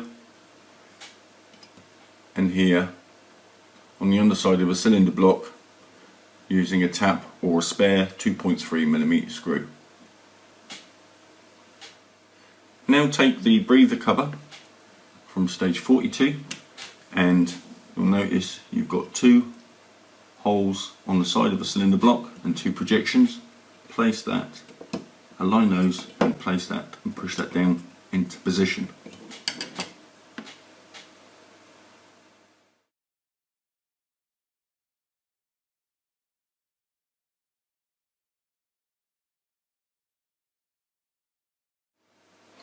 Now take the cylinder block and the crankcase, noticing the orientation and placing the cylinder block onto the crankcase, like so. Once you've done that, turn the assembly over and place two 2.3 by 8mm silver screws through the bottom of the holes that we've just tapped.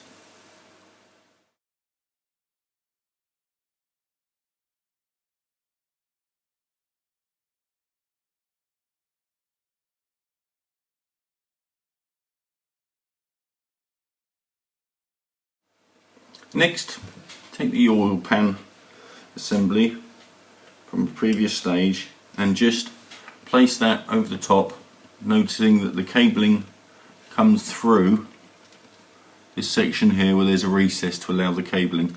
Okay, once you've done that, screw that down with the screws provided.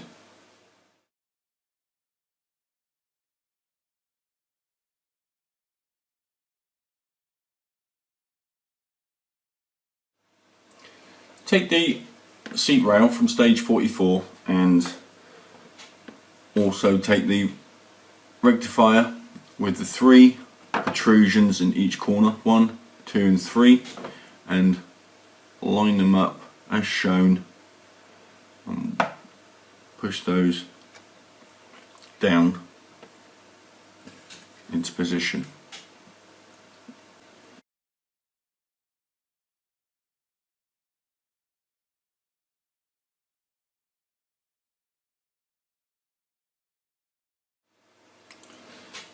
Take the rear subframe and remove the control unit cover, and then place the seat rail onto the subframe like so, and that will fall down into position, aligning up 1, 2, 3 holes on one side and the other 3 on the other.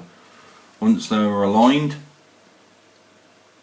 take 2.3 by 6mm, which are the silver self-tapping screws from stage 39, and screw those into the 6 aligned holes, 3 on each side.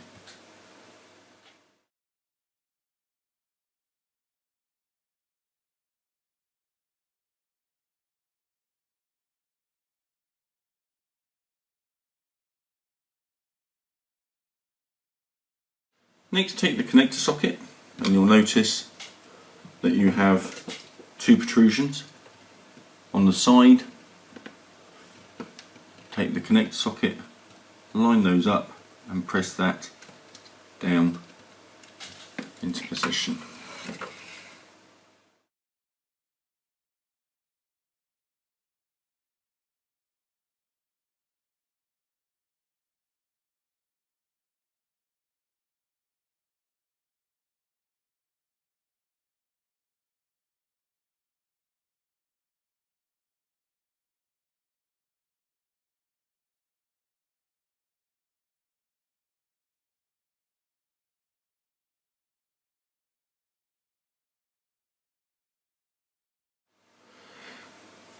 Take the rear swing arm assembly from stage 43 and get the chain ready from stage 29, and we're going to loosen off the 4 screws at the bottom of the swing arm assembly so that we can open up the rear swing arm and place the chain into position.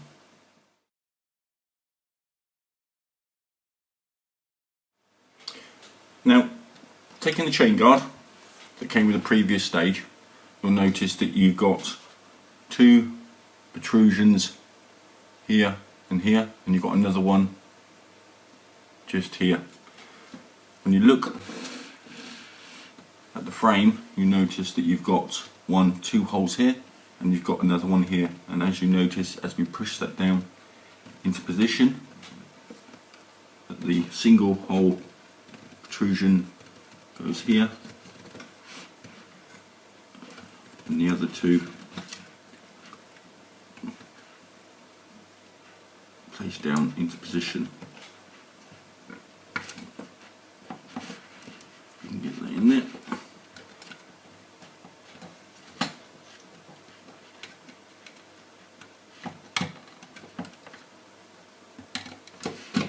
There we go. Okay.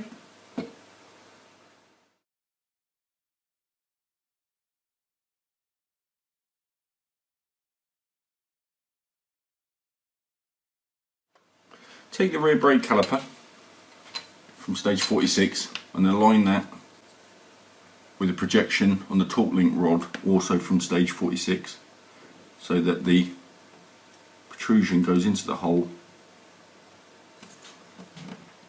like so, and there's the other side. Okay.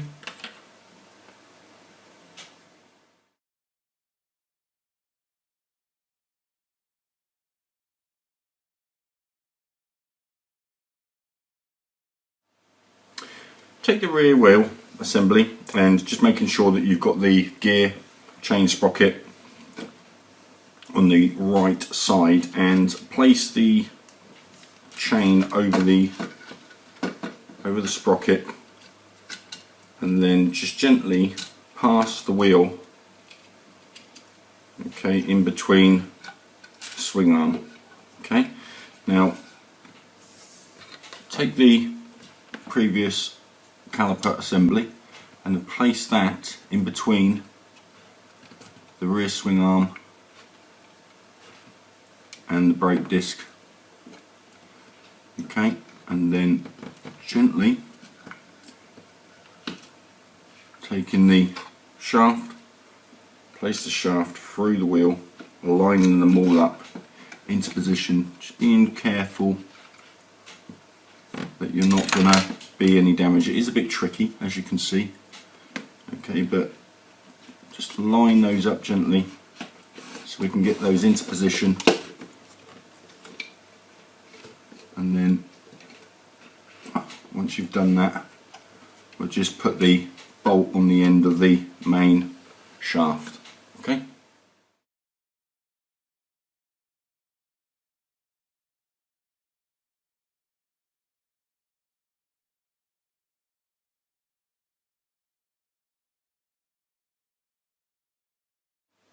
Once you've done that, just make sure that the chain is tight, get some masking tape and make sure that that is in a secure, and also with the caliper tensioner, put that into the same position with some masking tape around there as shown in the following pictures.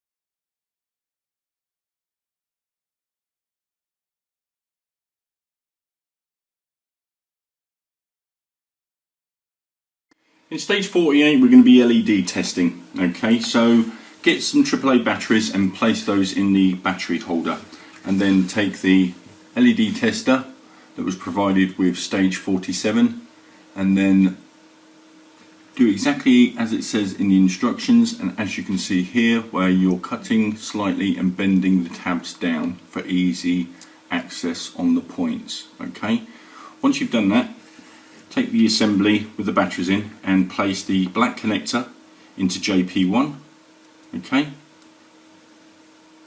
and we do not put the green connector in JP2, but what we do is we place that into JP3, okay. Once you place that into JP3 like so, as you can see here, you'll notice that the brake light has come on. Carefully remove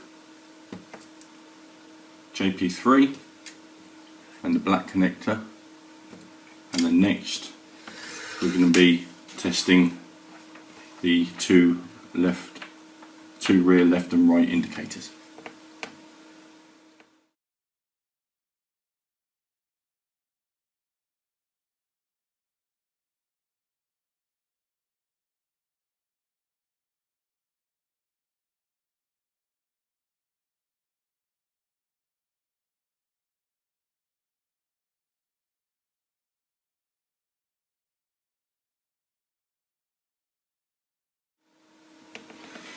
Now once again, take the black connector from the assembly, which is your power source, place that back into JP1, and then taking one of the indicators, and we'll do the one with the yellow connector, we're going to be placing that into JP3. Notice how it goes round, and then when you place it in, your indicator should light up like so. Once again, carefully take that out, take the other indicator with the blue connector, place that into position, and once again your indicator should light up. Carefully remove the blue connector and the black connector, and that completes this stage.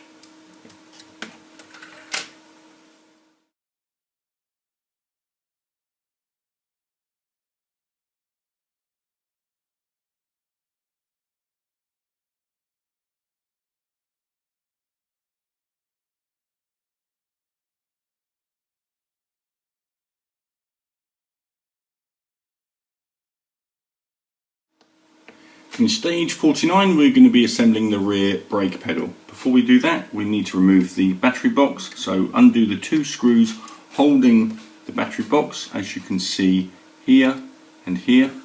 Once you've undone those, gently remove the battery box and carefully feed the cable back, okay, and put that aside until it's required later. Okay, once you've done that, refer to stage 46 and just reverse removal of the 3 screws on either side to remove the frame from the rest of the assembly, and refer to page 294 of stage 49 in the magazine, parts A and parts B.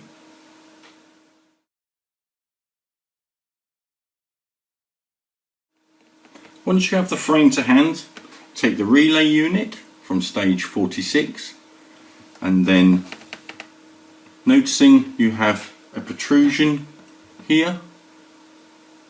Okay, a protruding pin, if you can just about see that on this side, and there is a small hole on the side of the frame here.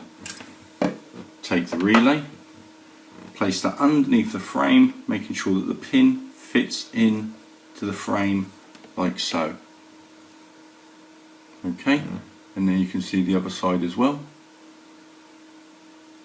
And then once you've done that, we then reassemble, putting a seat unit and the battery pack back into the frame unit.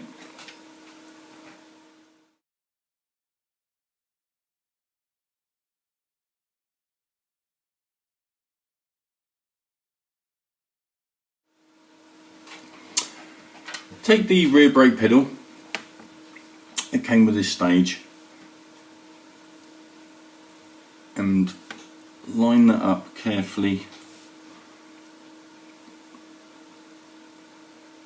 onto the protruding shaft like so, being careful that you've gotten that in the right position. Okay, just double check, making sure that that's not sitting on the rocker switch, it's actually sitting, as you can see, like so. Okay, once you've done that, we then need to put the spring over the other pin, as you can see, which is just here.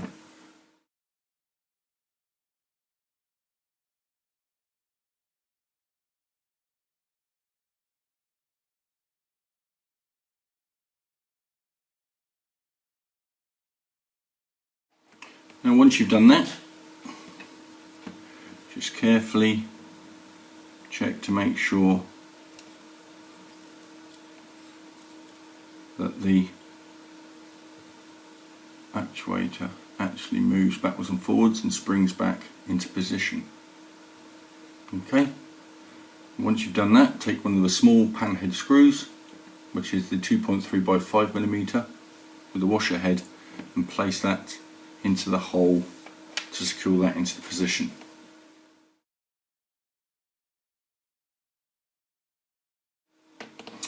Once you've done that, take the master cylinder, and you'll notice that you've got two pins here and you've got the back of the brake pedal, and what we want to do is we want to place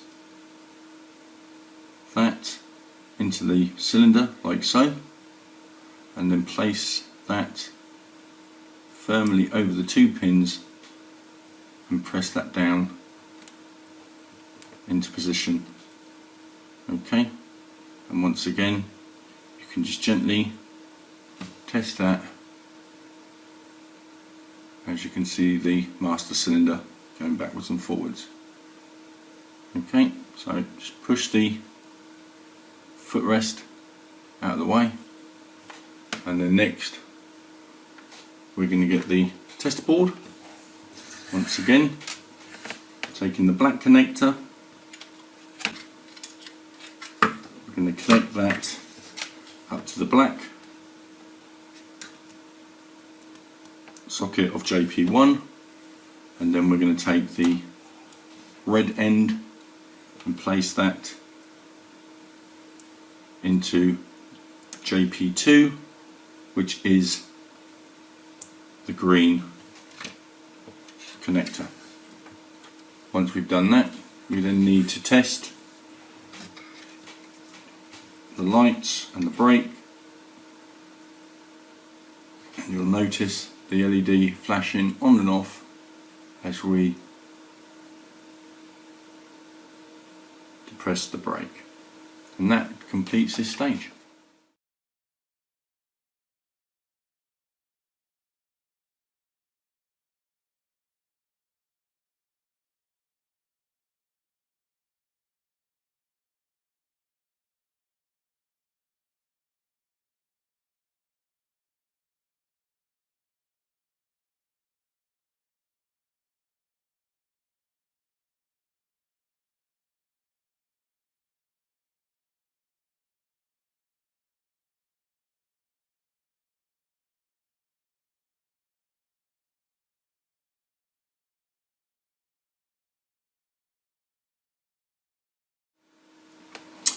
Now take the adhesive backing from stage 47 and just gently peel back the covering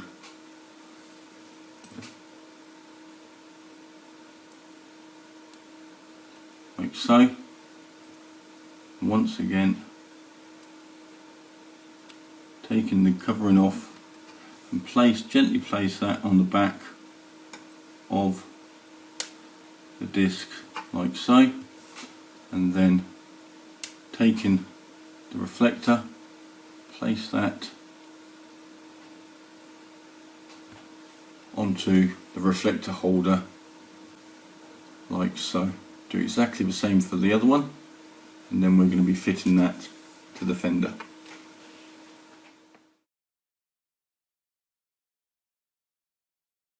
Now take the fender and take the two reflectors. Notice the position so that the rear of the fender is facing you, and then you have the right reflector, and you place that into position, pushing that into the bottom like so. Do exactly the same with the left hand reflector until both of them, as you can see there, are slotted into position.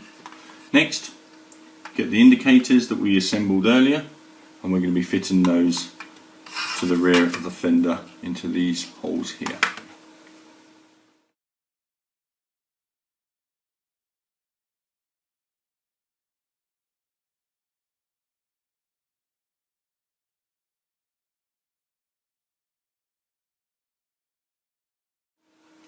Now, making sure that you've got the colour coding and the orientation correct. So as you're looking at the back of the fender, which is the left hand side, we've got the blue connector on the indicator, and we're going to pass that through the hole like so, and then as we pull the cable through, making sure that the indicator is facing towards the back of the fender, we then make sure that we push that into position, lining up the lugs until that sits there nice and secure. Do exactly the same for the right indicator, and then next we're going to be assembling the horn stay.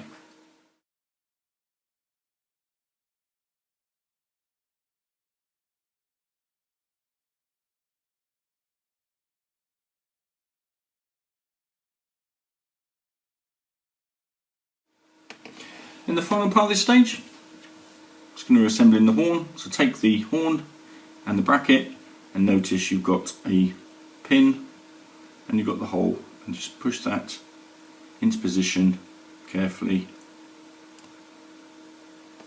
making sure you don't press down too much, alright, and break it. If it don't go any further, just hold it there until that's in there nice and secure. Okay, and that completes this stage.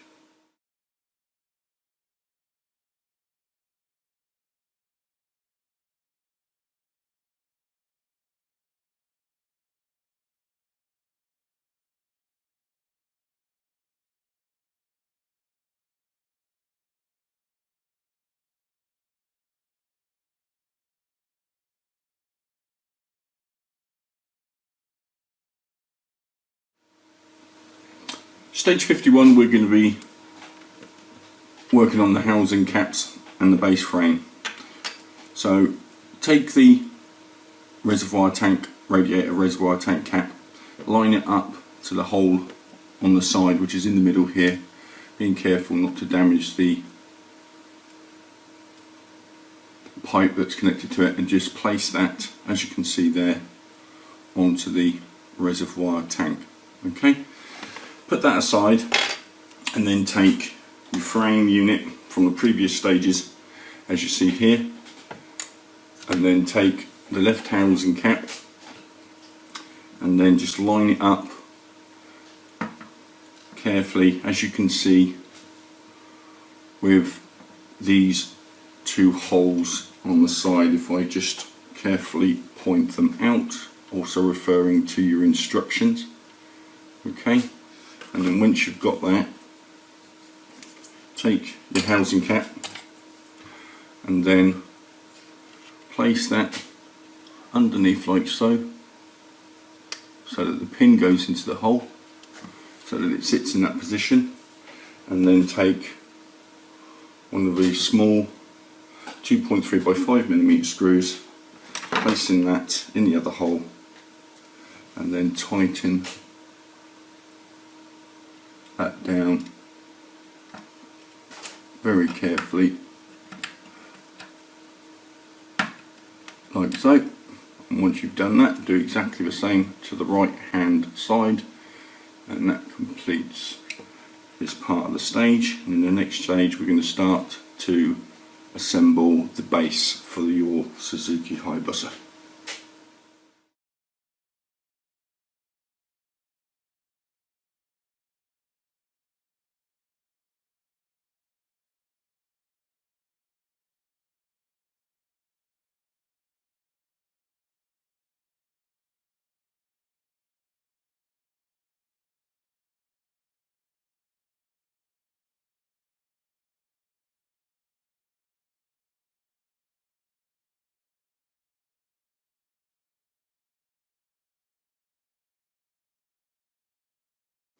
Now take joint E, okay, and place it on the base frame 1.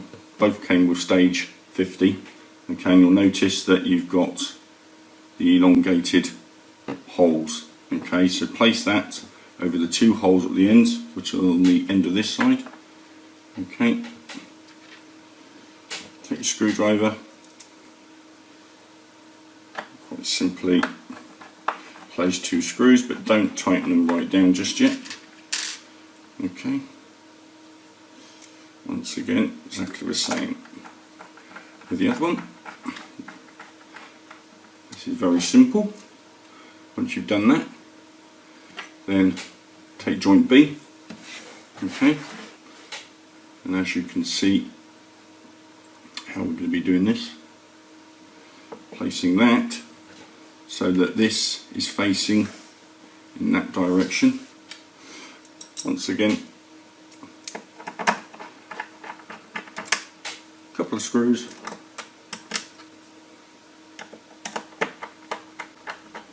down there like that, and like I said, don't over tighten them, okay, because we're going to be adjusting those later. So just knit those down, okay, and that completes stage 51.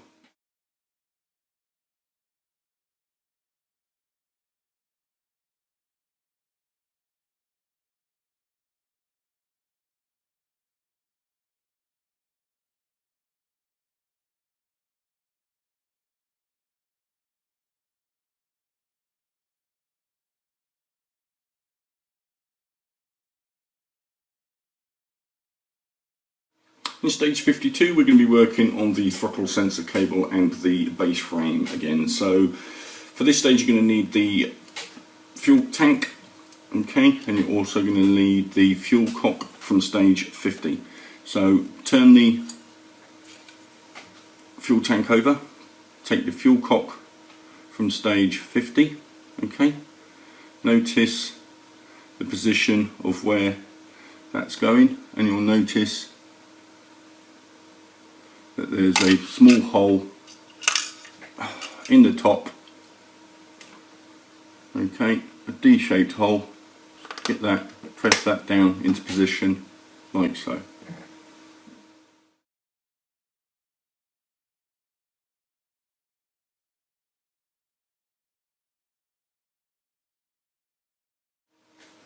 Next, take your engine assembly and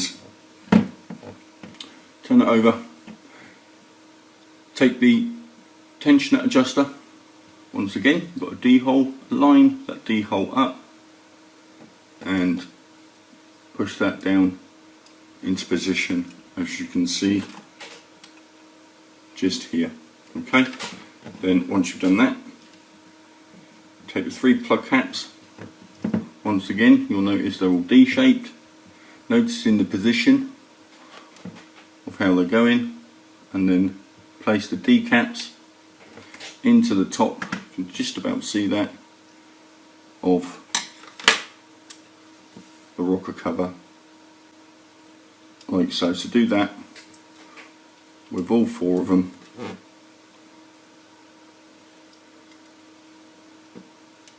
So they're all in position like so.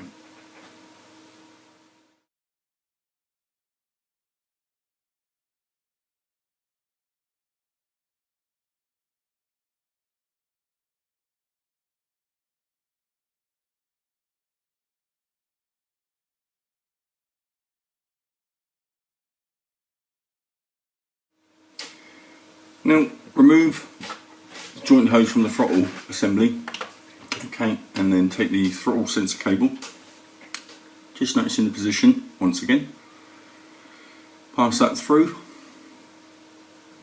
like so, and then once you've done that, take the throttle body, place the end of the throttle sensor cable into the hole like so. You could thread that through after if you wanted to, okay, and then once you've done that, once again place the other hole into the middle of the base. You can't really see me doing this, but if you follow the instructions you shouldn't have any problems at all.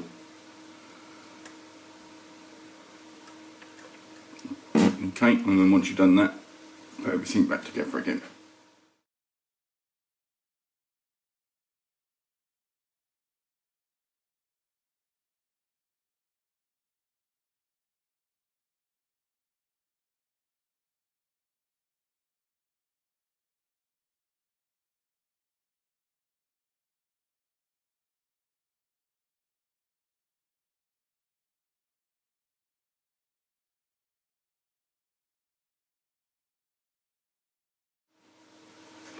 Take your frame parts that came with the stage, once again, take the joint E, place a couple of screws on the end, and then with a screwdriver screw those down in position, but do not over tighten them, okay? Once you've done that,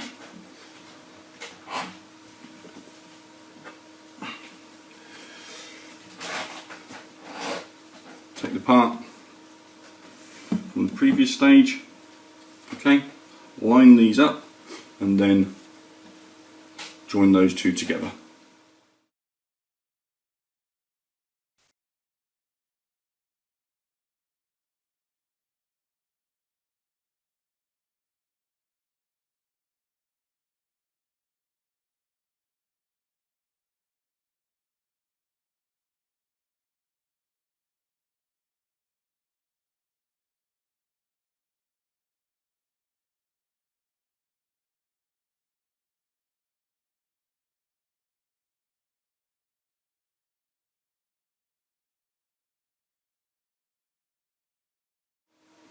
In stage 53 we're going to be fitting the left and right exhaust pipe joints. So notice the joints on how they go, okay, and you've got 2 for the right and you've got 2 for the left. So take the 2 joints, once again noticing how they go, okay, so placing them into position and then pushing them down like so. Take the other one, line that up, once again pushing that down into position, and do exactly the same with the 2 left hand side ones.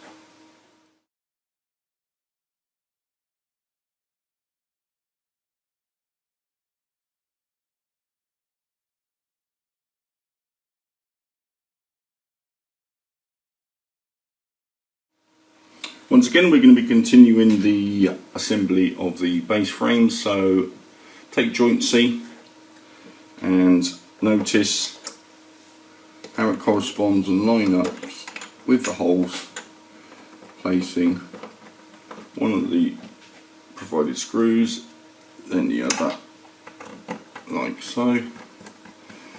Okay, do not over tighten them, and then take joint D. You can see here, once again noticing the position, and then take the adjuster with the thread and the grip, placing that like so, because that is going to be able to lock down into position. Okay, now once you've done that, get the other half, and then we're going to be putting the other half together. So just take the other half like so, and as you can see, we're going to be putting these together. Okay, so get your screwdriver, line these up, get your 2 screws, place them in there.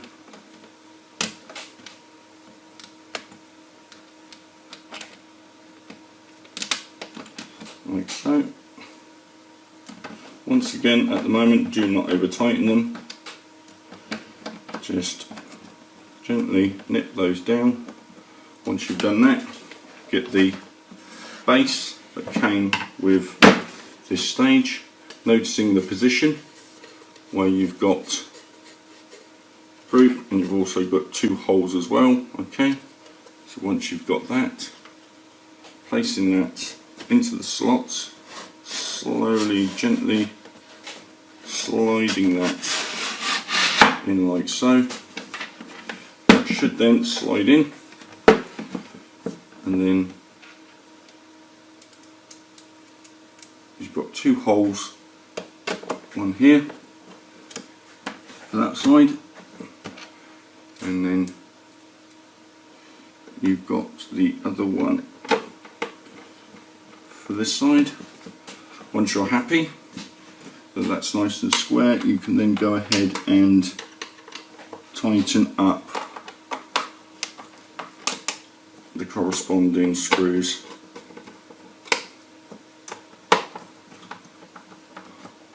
Like so, and then once that's done,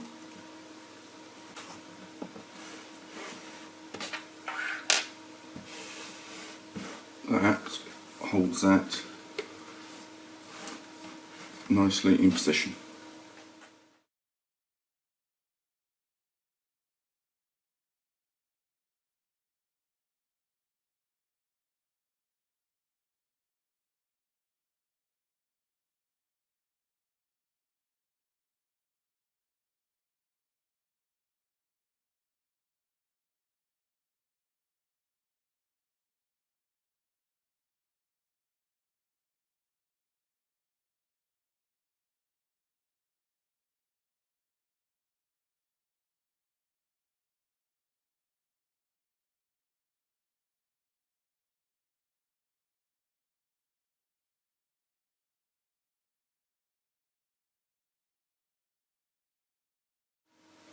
Stage 54, we're going to be adding more smaller details. So once again, take the oil cap that came with this stage, take your engine assembly, okay, and then lining it up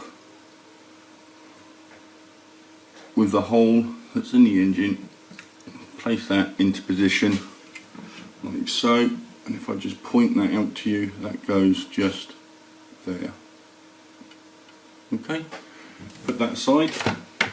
Next, take your frame, and then take the left frame protector and the right frame protector, and you'll notice that one's got a little notch taken out. Okay, and you're going to be lining up the left and the right frame protector with those notches, like so. Once again, exactly the same with the other side. Placing that on there, like so. Once you've done that, we're then going to be testing and fitting the ignition key into the handlebars.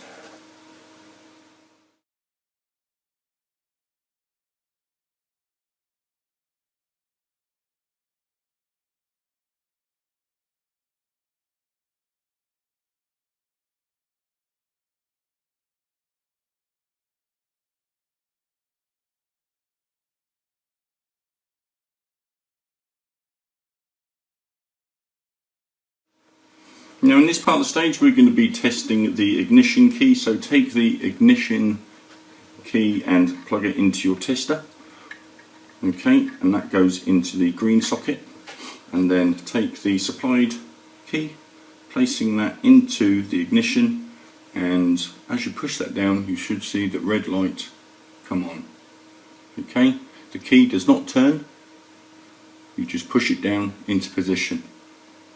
Okay, once you've done that, disconnect it, and then we're going to be fitting that to the handlebar assembly.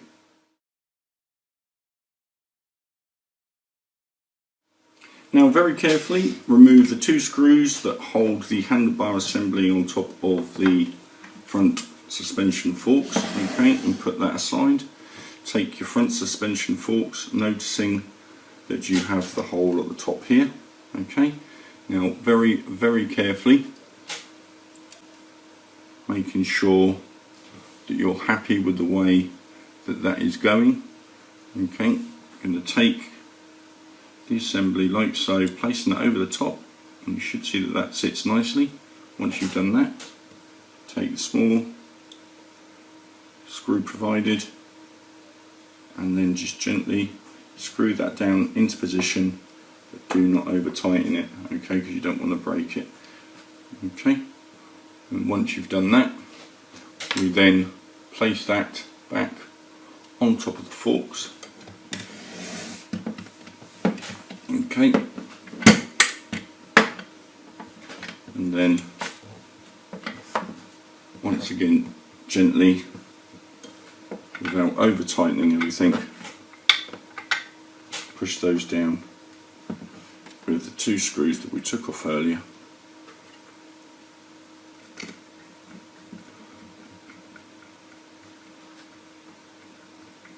So 1,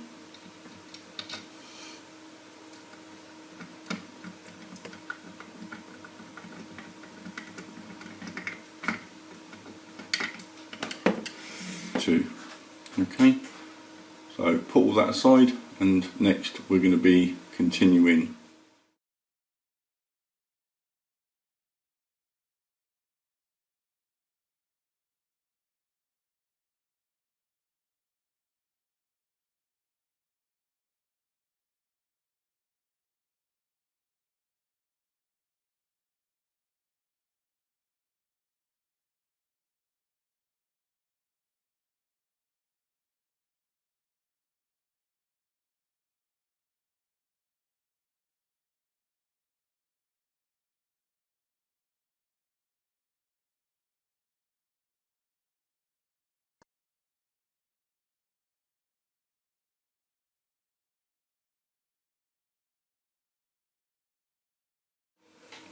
Take your swing arm assembly and take the rear mud shield that came with this stage, and you'll notice that you've got the 2 holes here, and on the back of the mud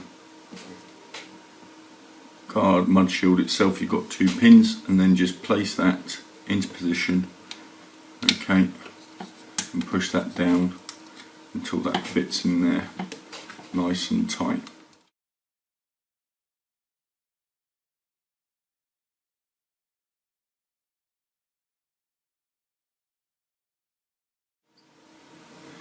Now take the subframe and take the left pillion footrest and just test fit where that is going to be going, like so. And once you're happy with that, take the 2 screws provided, placing them, or 1 through the hole, and then screwing that down onto the subframe.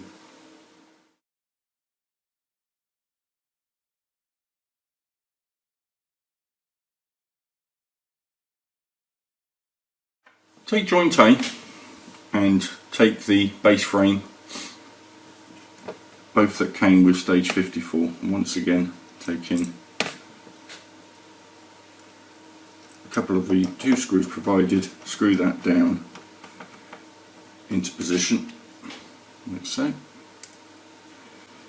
and then once you've done that, take joint E placing that on the end, doesn't matter which way that goes round. Taking the remaining 2 screws and screwing that down into position. Don't over tighten it because you're going to make some adjustments later once you put all the frame together, as we did in the previous stage. Next, take joint E and the end base frame 6 that came with this stage. Once again, taking screws provided and screw that down into position like so, without dropping your screwdriver. And then once you've got that into position, take your 2 ends, place the 2 ends and 2 screws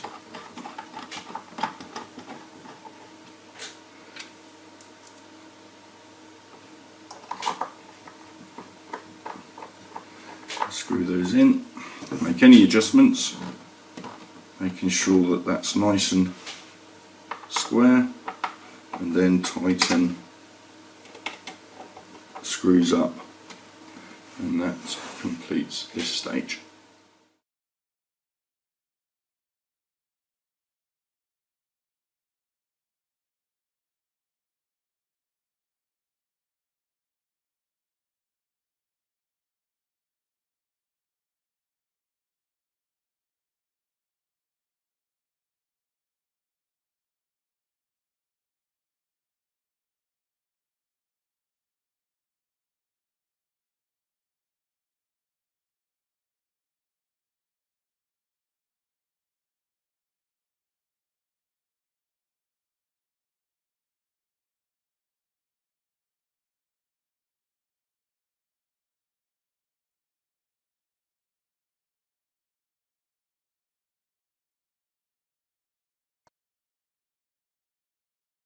Now take the right pillion footrest from this stage, and as we did before,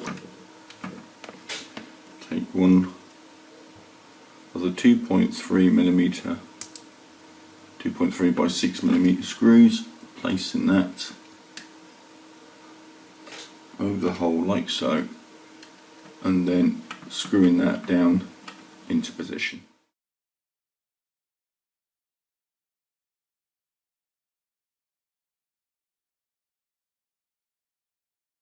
Next, take your engine assembly and then take the oil hose and place it in position shown like so.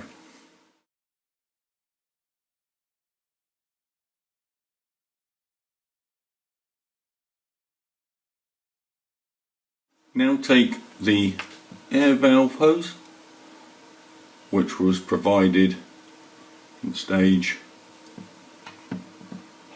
20, and just do a test fit, noticing the position of where each of the pipes will be going, okay? And once you're happy with their respective positions, push that into position.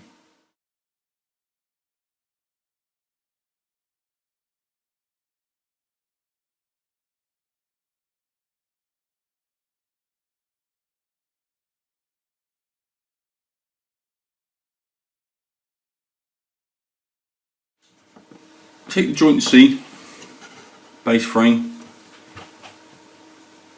and just notice the orientation of the 2 holes, making sure that the L part of the bracket is facing upwards along this ridge. Take 2 of the screws provided and screw that down into position. Once again, do not over tighten it because you will be making some adjustments later. Okay, once you've done that, get the previous assembly.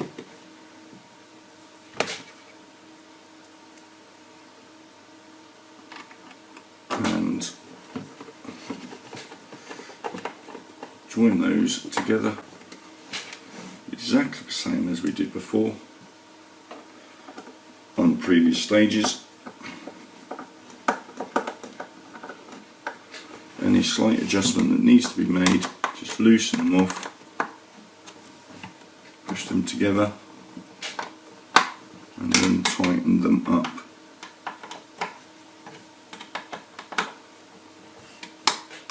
Like so.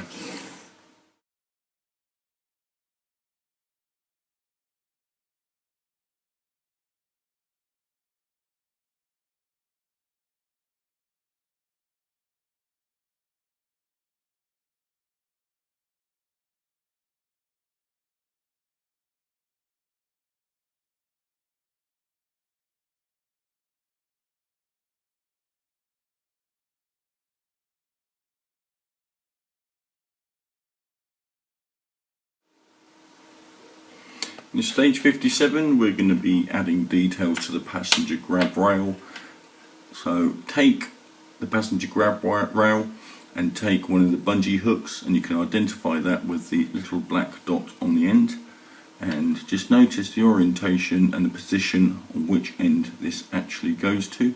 So look carefully at the pictures on step 2 on page 343, and once you're happy with that, press that down into position onto the passenger grab rail.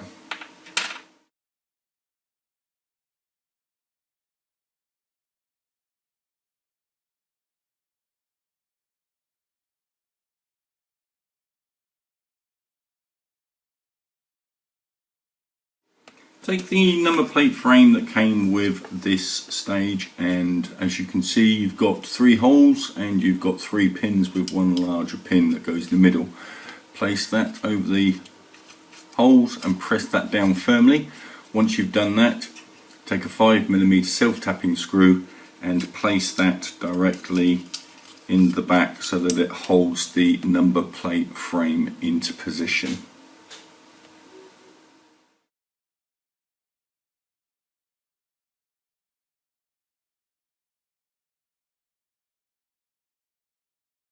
Now take the rear subframe and also the rear guard with the indicators, and take the 2 wires that we fed through on previous stages, and where you've got the guard here you'll notice you've got a small square hole. We need to pass those cables through that hole like so, and as you're pulling that down, bringing the rear unit down so that that fits nicely into position onto the back of the rear subframe. Now once you've done that, we then need to put 4 screws, which are the 2.3 by 6mm self-tapping screws, which are the silver ones, to secure that down into position.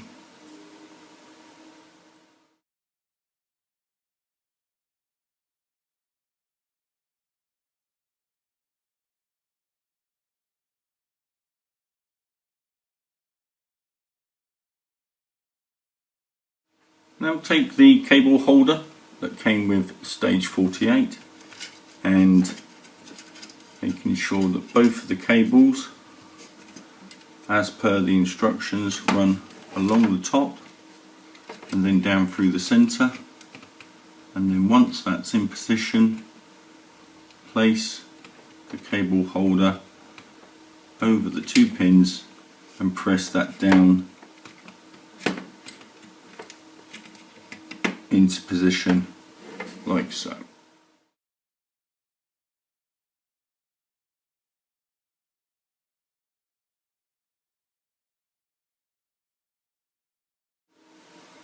Next, take the engine assembly and the water pump from stage 42 and just notice how that fits around and into position.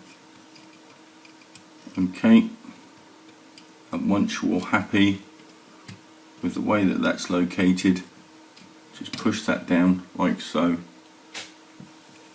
and then next you need to get hold of the water pump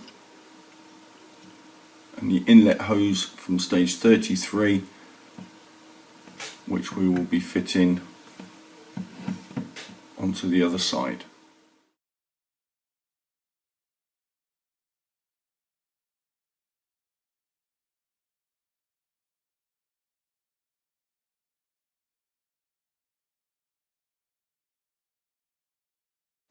So take the water hose and you'll notice the cutout is exactly the same, placing that into position and pushing that down, being careful not to damage the pin, onto the engine assembly like so.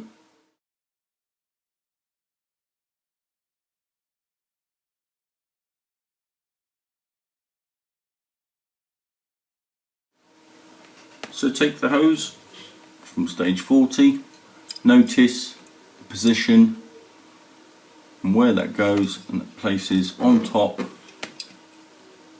and over the top of the crank, gently pushing that down and then placing that into the hole into the side here, pushing that down into position. Once you've done that, that then completes this stage and this pack.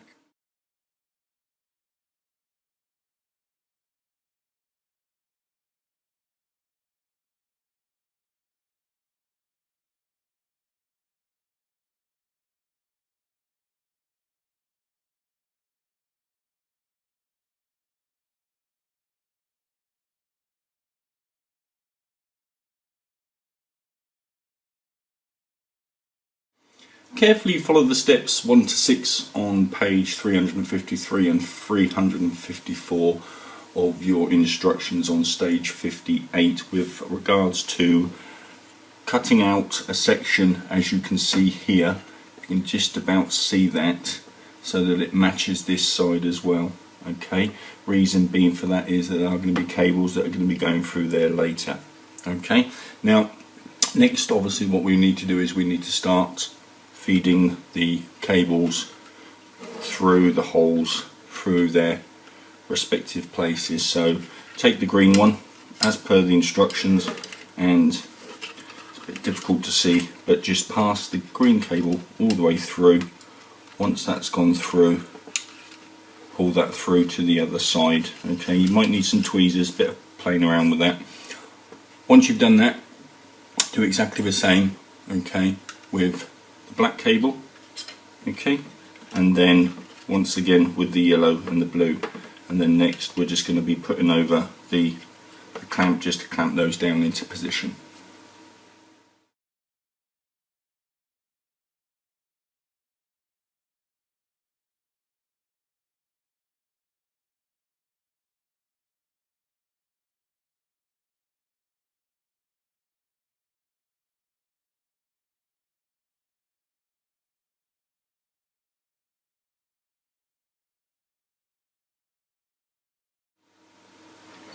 Now, as you can see, we've got the cables going in the correct sides, and once again we've put the brackets on here to keep the cables into position. Okay, and that completes this stage of this part of the build.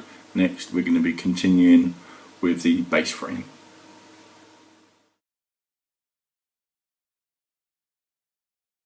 Take base frame 9, and this can be identified as shown here with the 4 holes and the 2 along the top, and then take the frame assembly from stage 56 and then sliding the base frame into position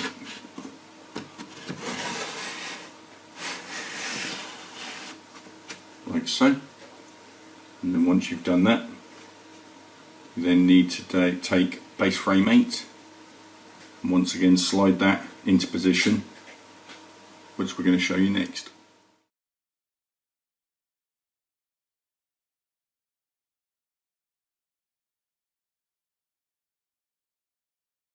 So taking base frame 8, notice once again the position and the 4 holes furthest to the top where you've got the other 2 at the bottom. Okay, these need to be the opposite side of the 4 holes of the base plate so that when you slide it in, you've then got 2 holes at the bottom and the 4 holes at the top so that everything slides into position like so.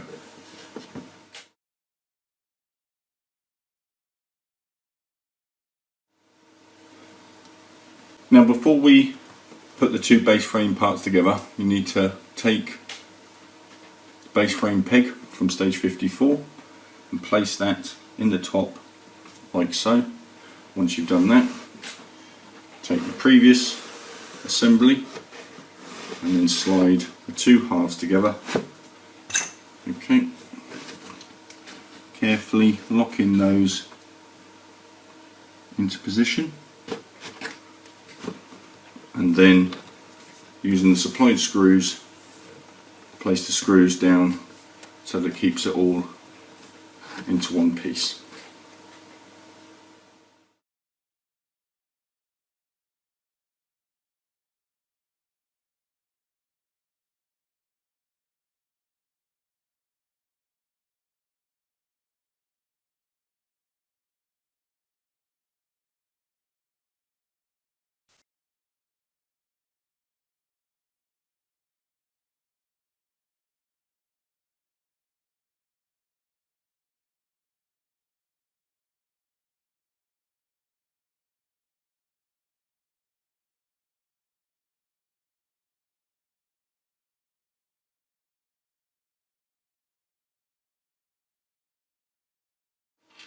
In stage 59 we're going to be adding a few more details like the exhaust pipes, and in this stage you need to retrieve the gear shift lever from stage 45 and the left front footrest from stage 50.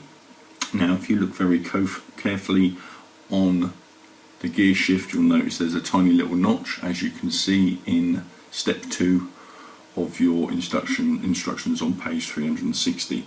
And you'll notice that when you put that into the hole, it will only move slightly backwards and forwards. Once you've done that and you've located that properly, take the screw that was provided and screw that into the back, screw that down into position, but do not over tighten it.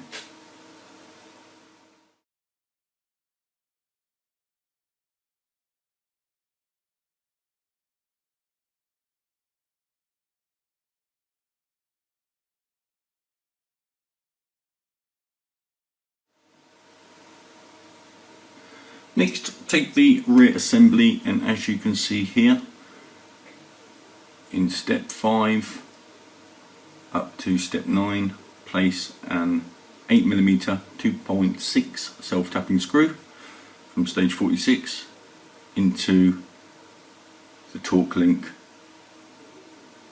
and secure that into position.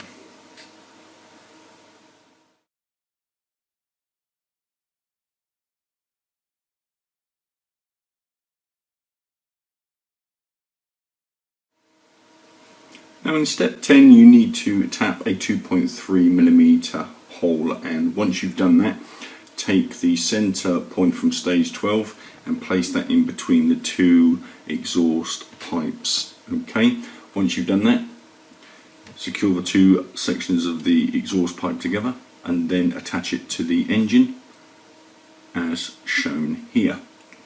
Now once you've done that, you then need to take the cooler hose, which is the right hand one, which is all black, and that was from stage 56, and then carefully looking at the positioning of the piping in step 18 and 19, fit that into position.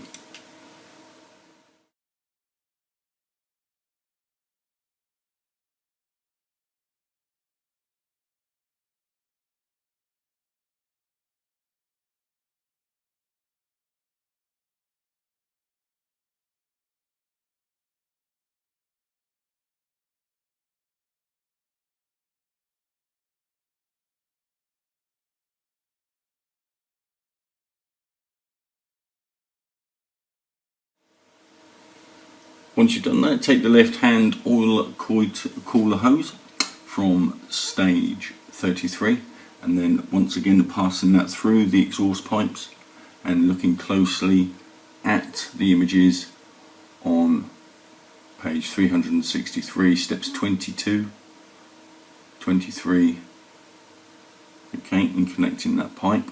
And next you need to connect the oil cooler stay from stage 34, and once again inserting it in between the two exhausts and connecting them up in the relevant holes.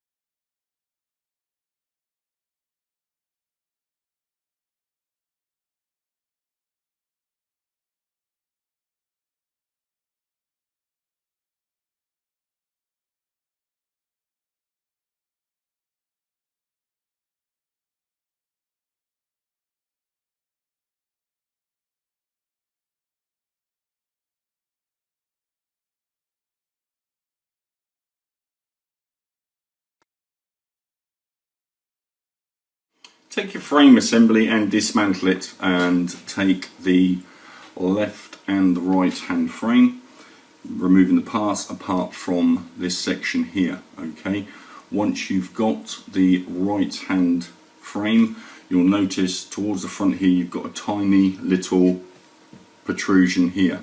Okay, now take the seat assembly and we need to marry the two up so that that pin goes into one of the holes. Alright, and it's a lot easier if you look at the instructions. So once you've got that into the right position, you then need to put two screws, one in each of the holes, so that it connects the frame and the rear seat assembly into position. Okay, you're going to need to use two 2.3 by 6mm silver screws from stage 37.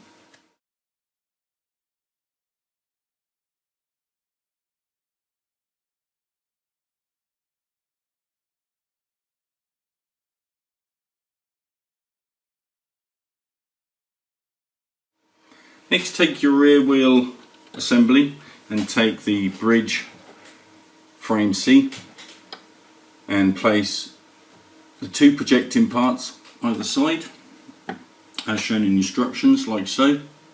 Okay, and once you've done that, once you've aligned both the holes, you need to put a 15mm self-tapping screw, which is in stage 36, into the hole, screwing that down into position.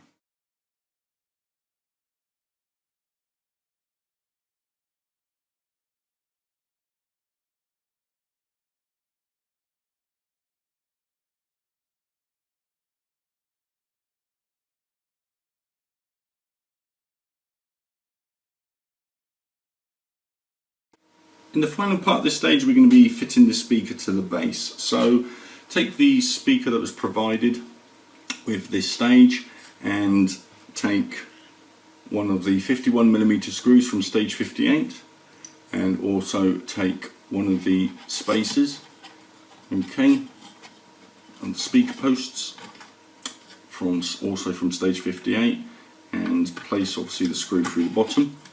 Okay, once you've done that, just noticing the orientation of where the wiring is going, so the wiring is coming up towards the centre, and then just gently screw that down into position, but do not tighten it down. And once you've done that, do exactly the same with the remaining posts, using the 51mm screws provided, placing those down into position.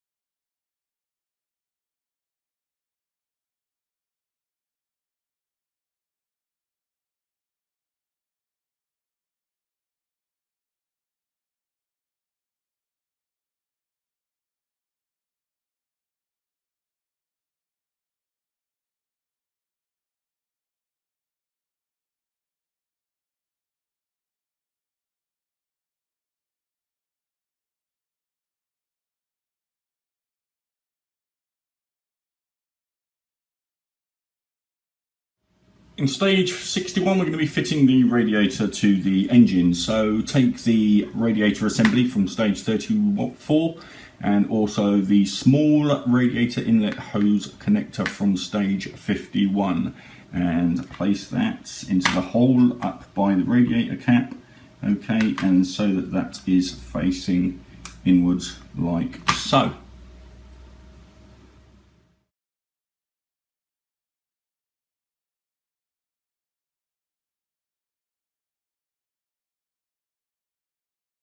Now take the radiator assembly and the main engine assembly, and as you can see, following the steps from 3 to 7, placing the radiators onto the engine assembly, okay, carefully connecting up all the pipe work, making sure that all the pipe work fits around the engine assembly.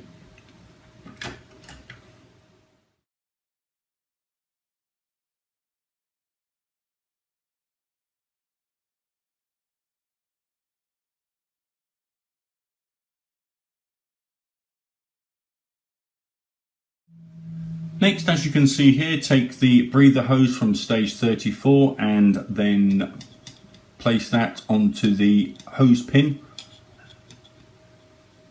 and then the other end goes into the oil tank return.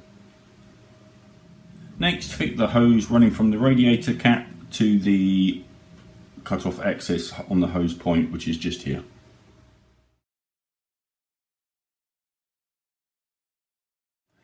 In the final part of this stage, remove the steering damper which we had on the front of the forks, and then as per the instructions in steps 15, 16 and 17, attach that to the chassis assembly.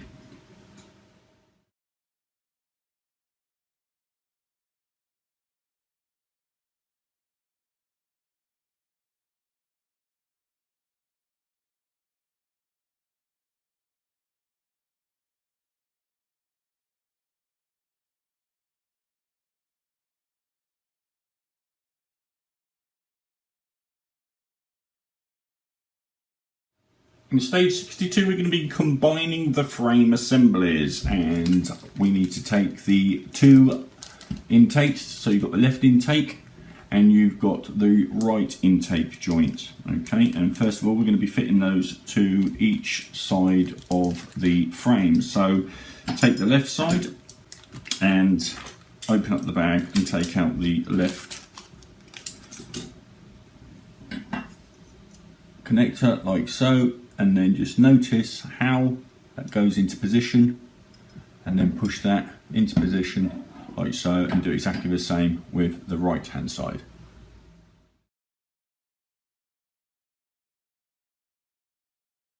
Now, carefully following the instructions from steps 4 to 11, we need to combine the engine assembly, the rear suspension and rear wheel assembly, okay, to the right hand side of the frame, okay. So carefully follow the instructions on where we need to connect these points up, and then once you've done that, we're going to be turning it over and fitting the other half of the frame.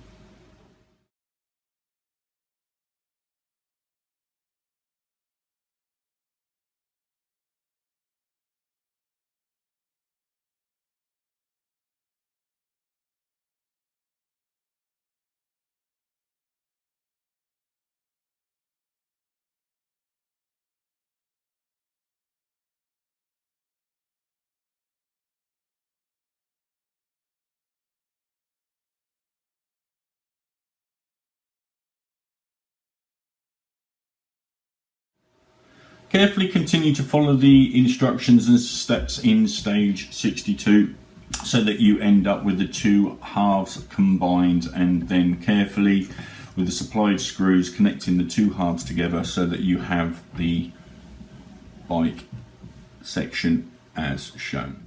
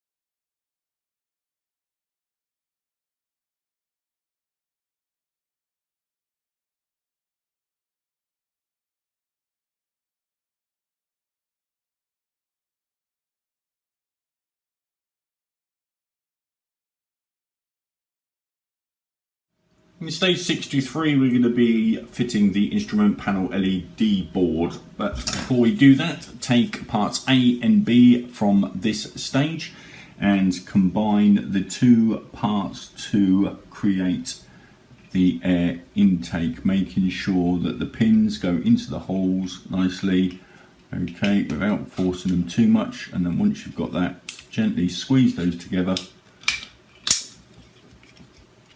okay.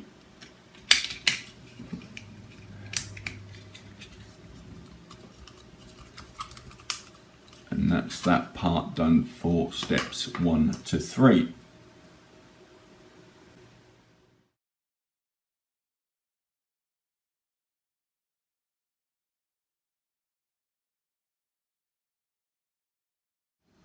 Once you've done that, repeat the same steps, and so that you have the two left and right air intake pipes.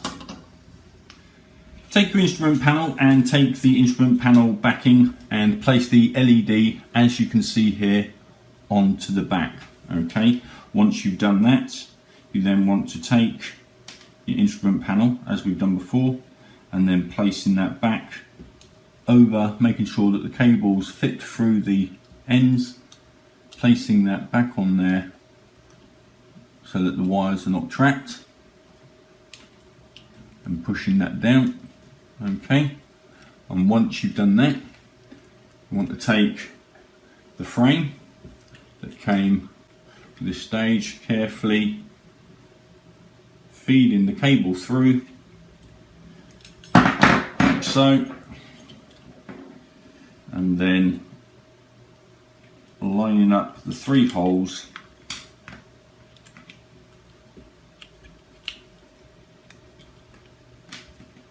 and then with the 2 screws, which are the 4mm self-tapping screws, place those into the back, holding that down into position.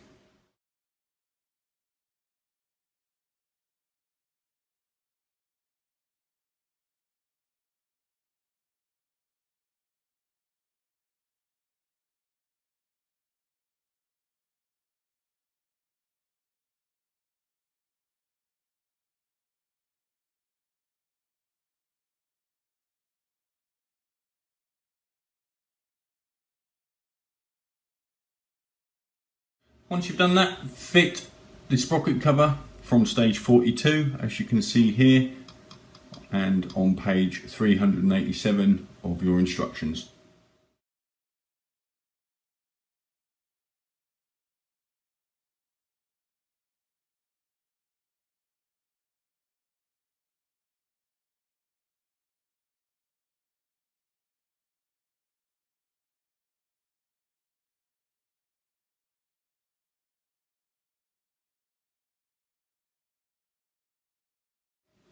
In stage 64 we're going to be fitting the left front footrest, and before we do that we're going to be testing the dials. So get your tester and the dials, and then with the batteries just make sure that when you place them in everything works fine. So let's just quickly try and get that to work. As you can see, try again with that battery. Okay, and as you can see, we've got the battery and the LEDs lighting up. Okay, so once you've done that, take the battery out so that you don't drain it, and then next we're going to be fitting the left front footrest.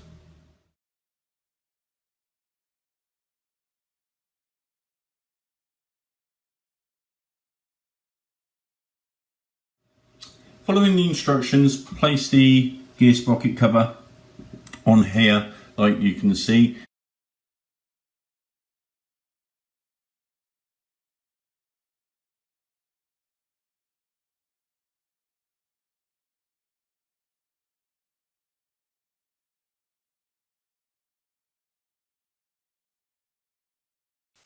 And then take your left gear change and footrest, and as per the instructions, place that into position. And once you've done that, you then need to connect up the gear change linkage onto there, and that completes this stage.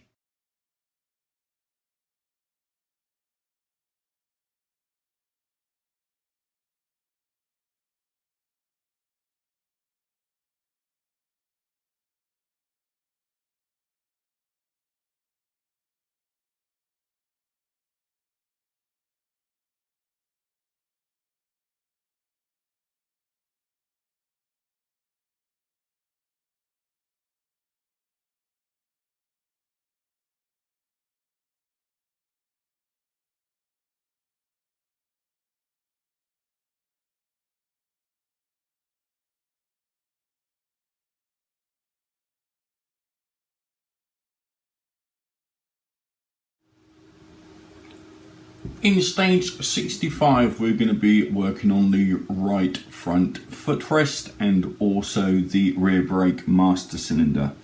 And for this, you're going to need the two hoses from stage 49, which is the right front footrest and the brake hose and the reservoir tank hose.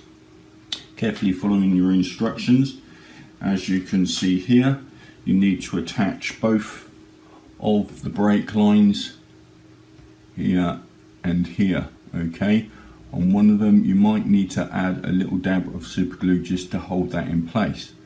Now once you've done that, take the one that comes out of the back of the reservoir and then taking some cutters, just cut that roughly 2 millimeters in length like so, and if you wish you can paint that silver as per the instructions. Okay, once you've done that, allow that to dry, and then we're going to be attaching this to the main frame of your Suzuki.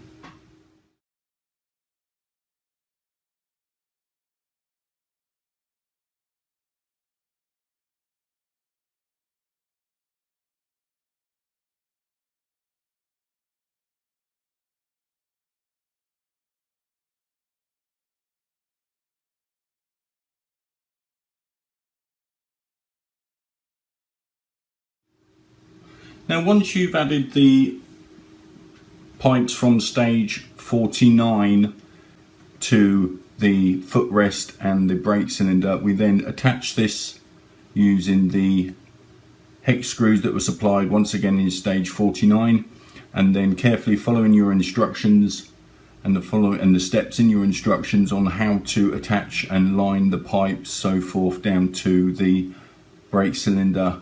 Okay, and feeding up the cable up through the hole that we made into the base earlier. Okay, and that completes this stage.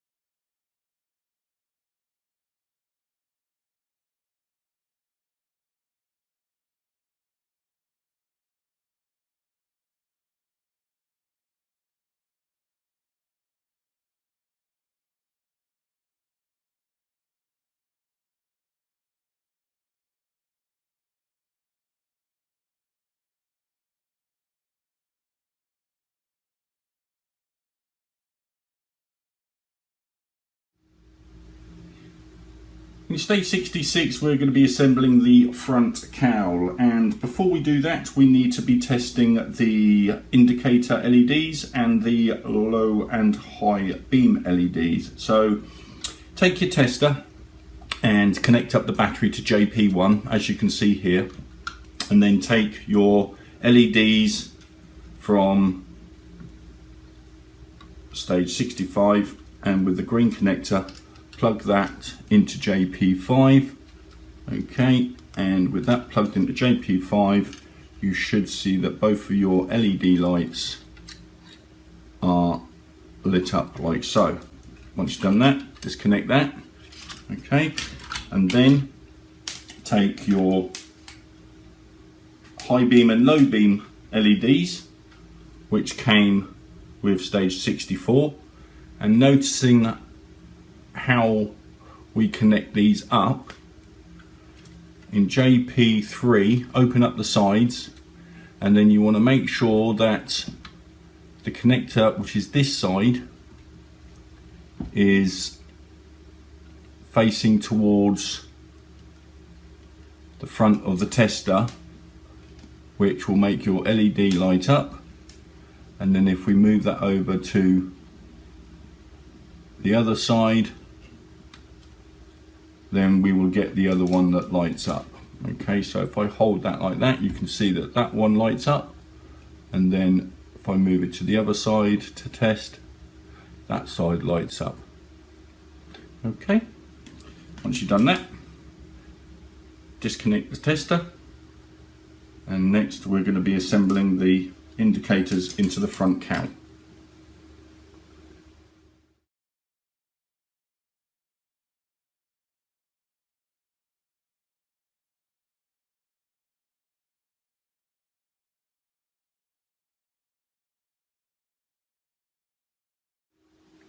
Now take your cowl and take your LEDs, indicator LEDs, and notice that as per your instructions that the grey and red is the left and the grey and grey is the right.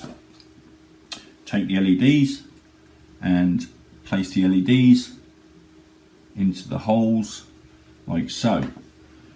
Then take the lens that came with stage 65 and carefully place that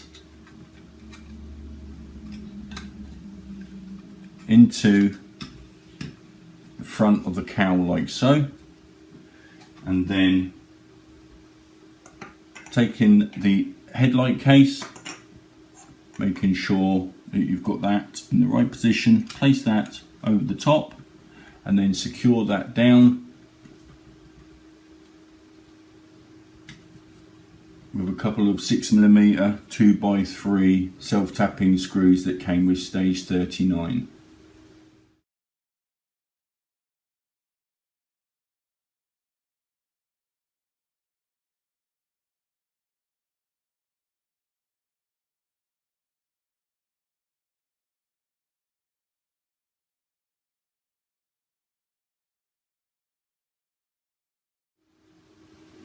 Now once you've done that, take your high beam and your low beam LEDs, and your high beam is the brown and grey which goes into the bottom, and your low beam is the red and black which goes into the top, as you can see here.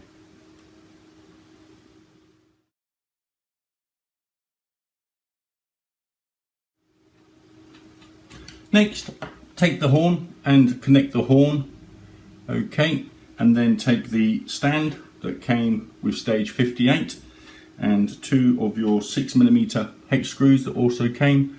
Notice the position of where the stand goes, and then taking the hex screw, screw that down carefully into position like so. Okay, take the other one.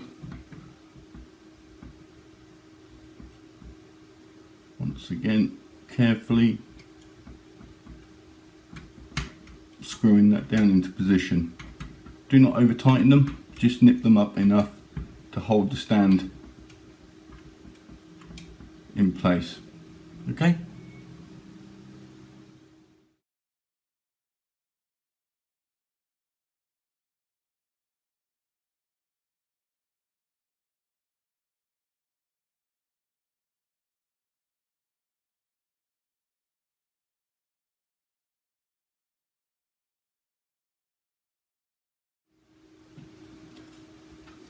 Next, take a couple of 5mm screws from stage 35 and the radiator reservoir tank from stage 51 and screw that down into position as shown here and in steps 33 to 37 of your instructions, and that completes this stage.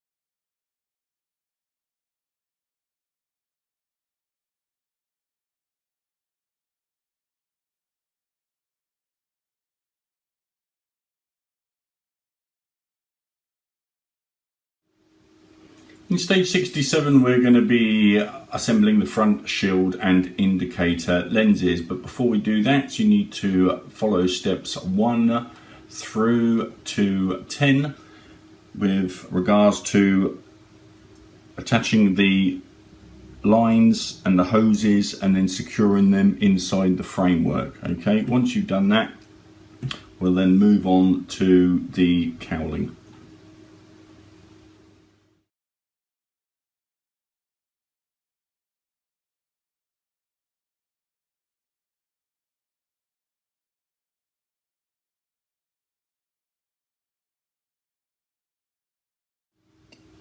Now, if you're going to be varnishing the cowling, then you need to follow the steps on page 418 of your instructions, making sure that you remove any of the additional parts that we put on in earlier stages, okay, and then carefully using a aqueous varnish, okay, allow that to thoroughly dry before we continue with the next stages.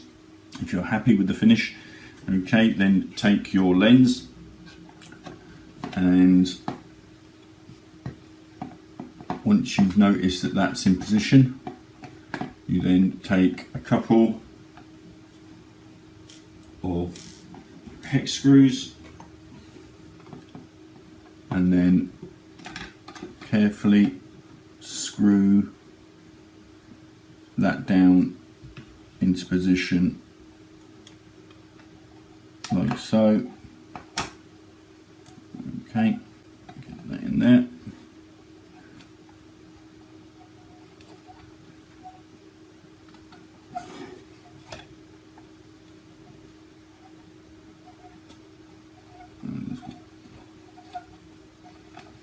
Do not over tighten it, obviously, because we don't want to strip the plastic of its thread. And then once you've done that, do the other side. Once again, carefully taking the screw, and they are fiddly.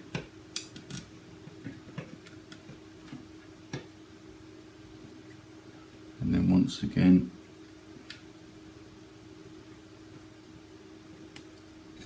gently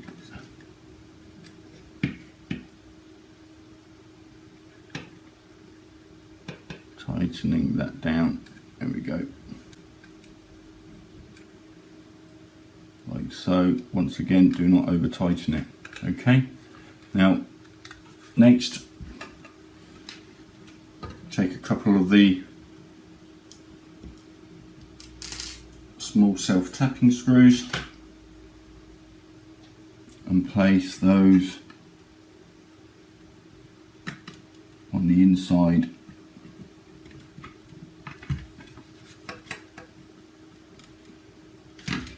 like so.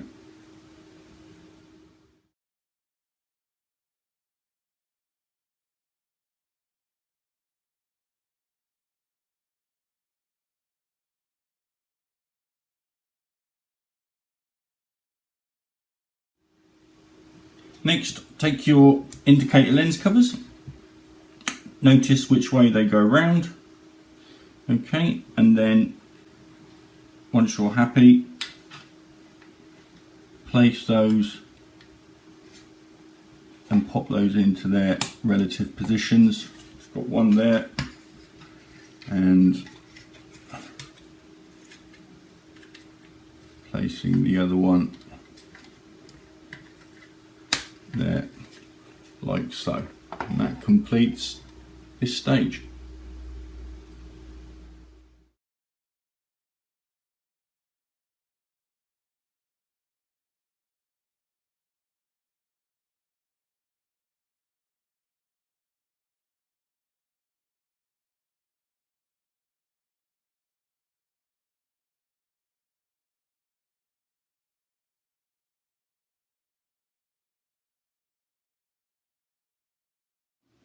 In stage 68 of pack 21, we're going to be adding the front fork. So before we do that, we need to take off the damper shaft, okay, and carefully just put those aside, and then take the steering stem from stage 61 and the nut, and then take the front fork assembly,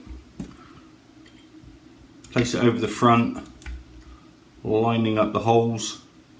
Then take the stem and carefully placing that down.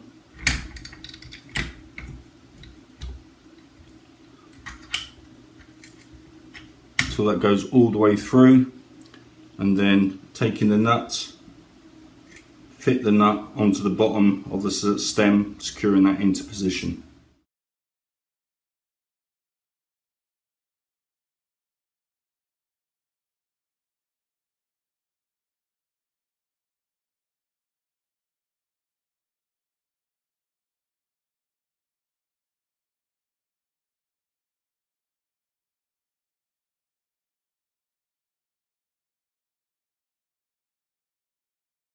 Once you've done that, place the damper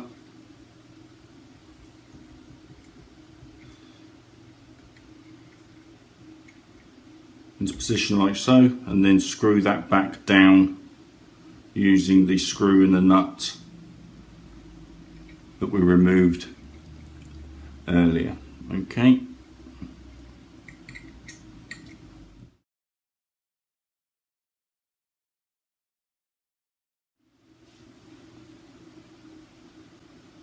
Next, take the clutch lever from stage 67 and carefully noting how that goes on, and place that over the handlebars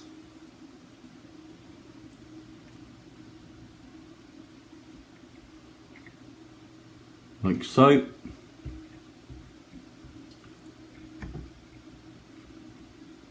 As you can see there.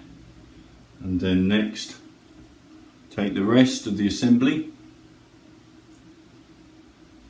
and place the grip over the shaft, making sure that the parts slide in with a little cutout. Next, take the end and then secure that with one of the 6mm black screws.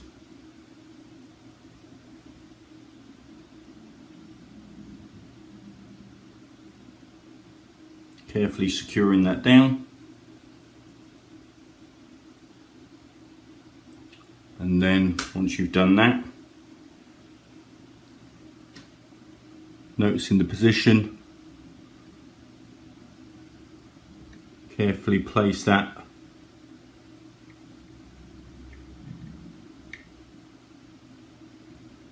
over the handlebar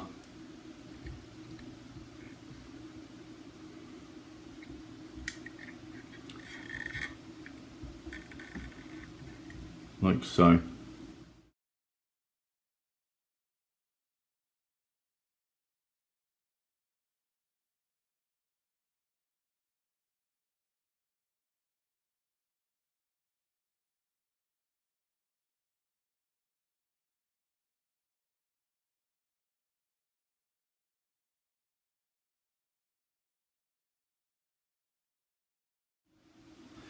Next, carefully remove the reservoir tank, okay, and then take the cable from the handlebars, passing that through around the back, and then you'll notice the two holes that are on the side here, and they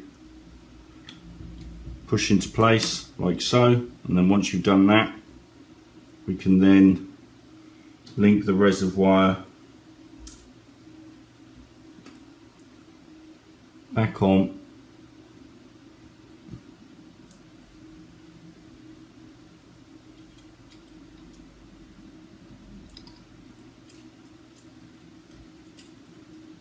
like so, making sure that that's in the right position.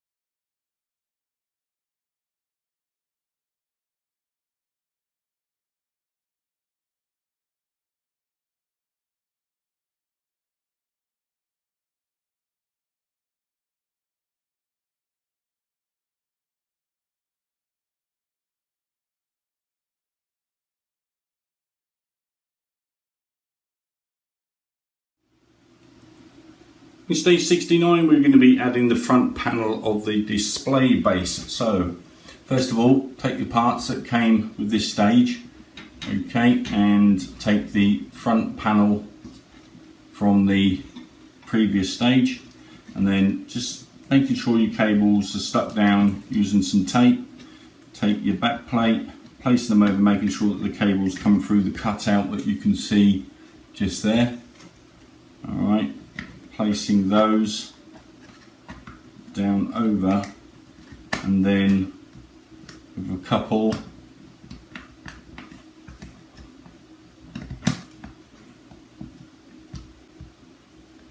of the screws provided, just screw that down into position.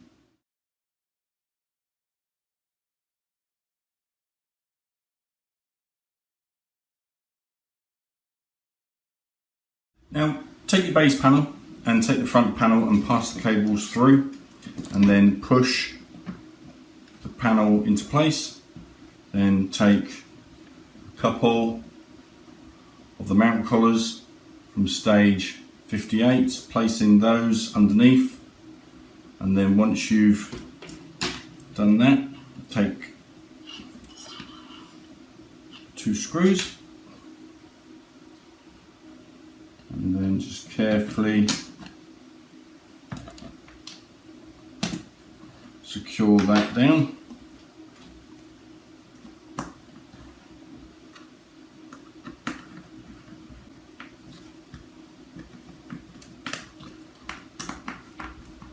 Like so.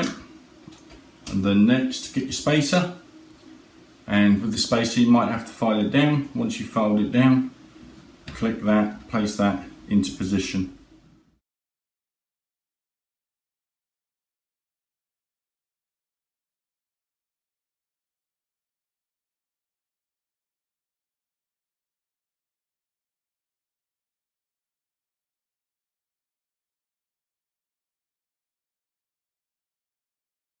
Now take some masking tape and just place that along the bottom, as you can see here, and then following step 20, rotate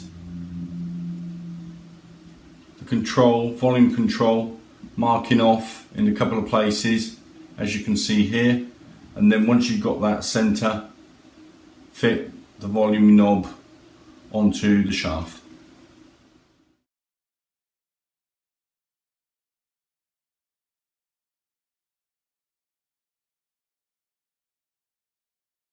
Once you've done that, put the ignition key in, and then just turn that to the left and the right just to test that.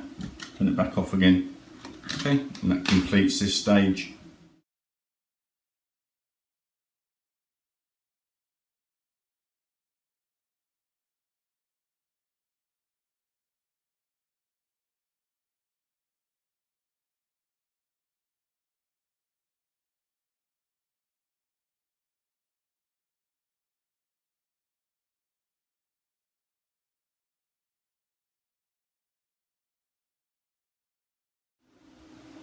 In stage 70 we're going to be fitting the silencers and the rear cowl. So take the left downpipe from stage 14, okay, and place that into position onto the end of the exhaust like so.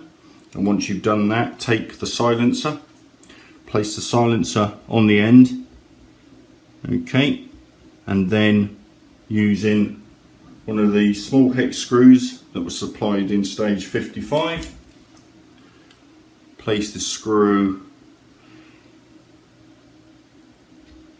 into the silencer and then carefully screw that in, securing that down into place. Okay, you may need to add some glue. Okay, but that fits into position nicely like so, and then just tighten that up, and then once you've done that, do exactly the same for the other side, as you can see here. Okay.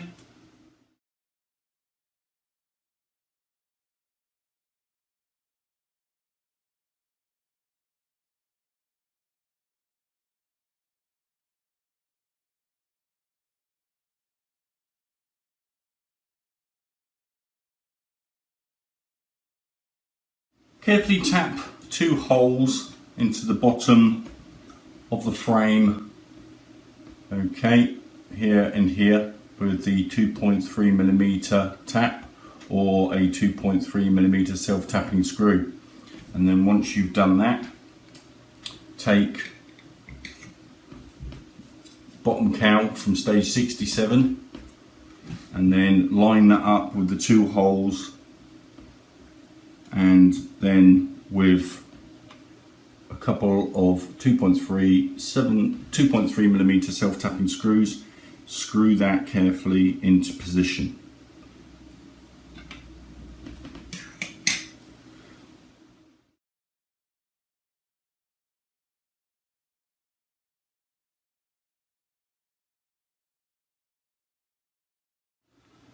Once you've done that, take the cables, pass the cables underneath the handlebars and in between the forks, and then over the top, and then bring them underneath the 2 posts here, and then bring that up through here for the time being, and then making sure that the handlebars are over at one side. Just carefully secure the cables down as we did previously. Next, take the front fork caps from stage 57 and then place those into the holes like so.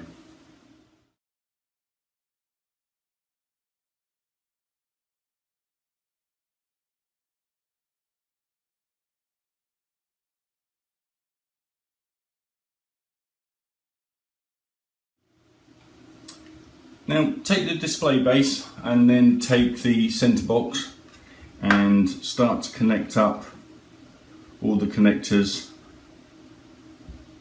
So blue to blue, green to green, making sure that the red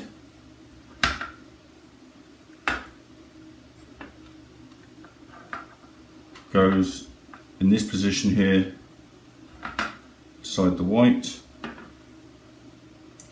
like so. Take the other red,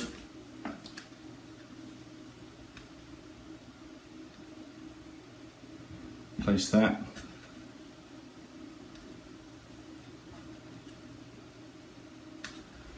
so the green, that's a 2-pin, whereas the other one's a 3-pin. And then take the yellow, place the yellow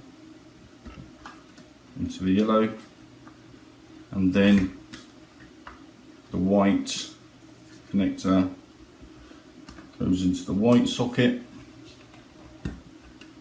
like so. And then once you've done that, putting the cables in the grooves, turning the box over, and then using a couple of 6mm, 7mm screws, screw the box down into place.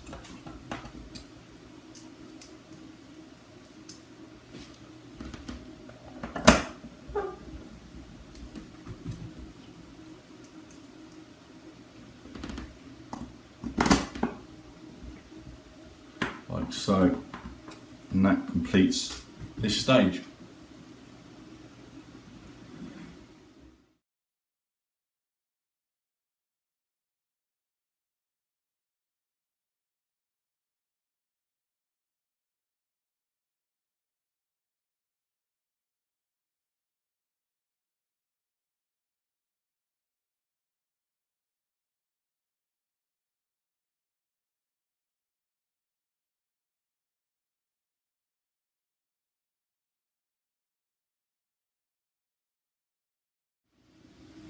In stage 71 we're going to be checking the electric, so carefully follow all the steps connecting up the board, etc, making sure that everything is connected, and once you've done that you can also check the sound.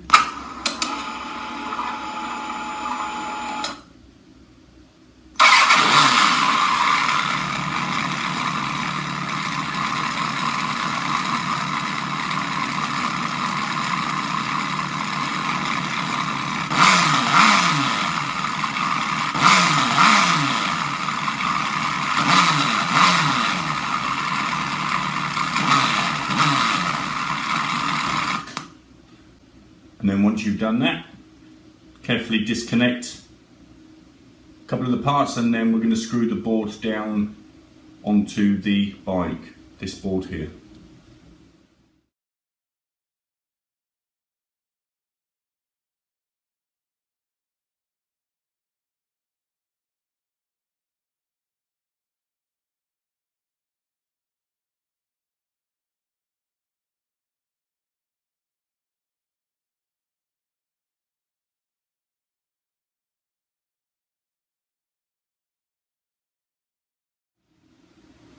Now, as you can see, we've got the board in position, and we're going to take a 2.6mm self-tapping screw and place that on each end of the board, securing that into position.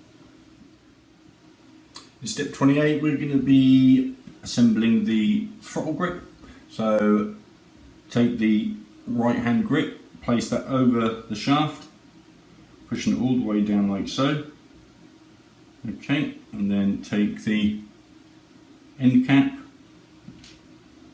make sure that goes on properly. It should fit in to a little key, little notch that's in there, so line that up properly, pushing that in, place the cap on the end, and then using the 2x6mm self-tapping screw, place that in the end and screw that down. Don't over tighten it, okay, and then just test that to make sure that that works nicely. Okay.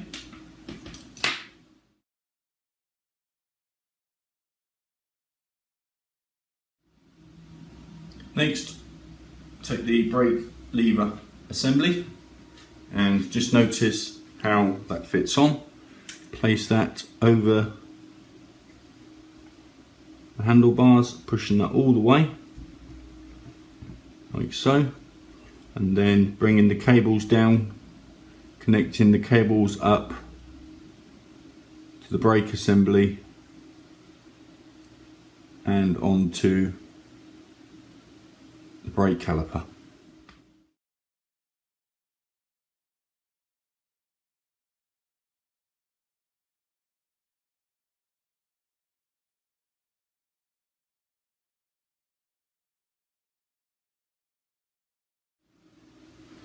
Once you've done that, make sure that you've connected up all the cables, etc. on both sides, and then take the throttle assembly from earlier and then place that onto the handlebar like so, and that completes this stage.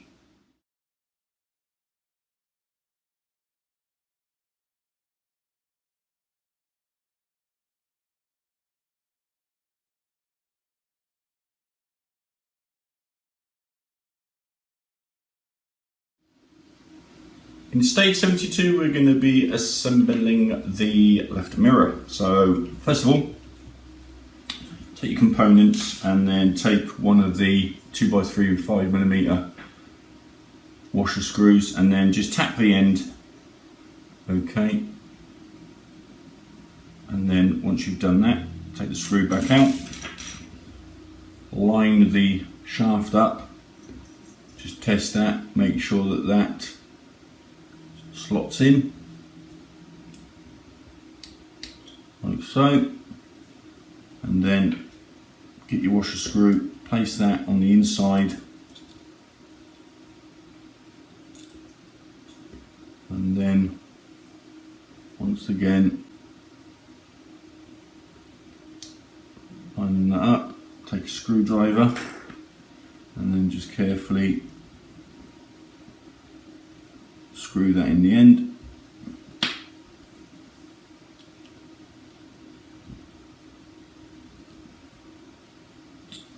Like so. And take the mirror. Carefully take the backing off, but do not take the protective coating off of the mirror. Take the backing off of there. Like so. And then place that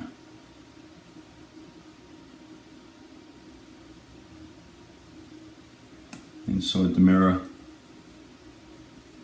Okay, leave the protective coating on there because we'll take that off at a later stage.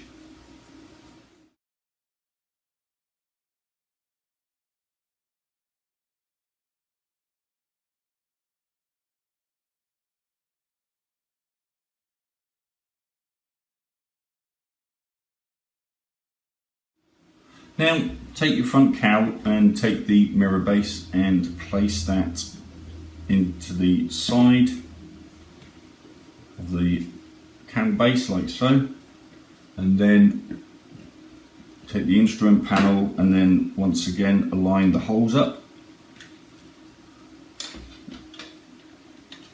inside,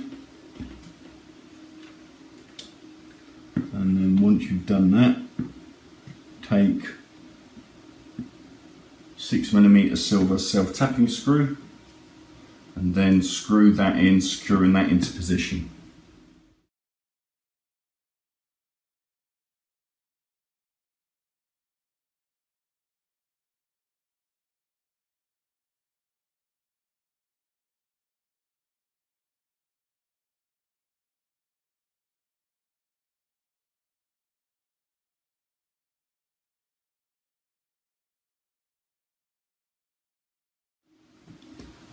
In stage 73 we're going to be assembling the right mirror and fitting it to the front cowl. So once again tap the end of the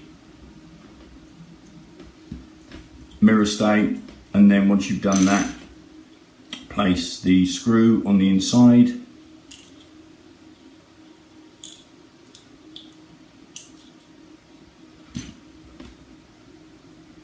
and line up where it connects, and then carefully taking your screwdriver, screw that down so that pulls that all the way in. Next, take your mirror, take the backing paper off, and then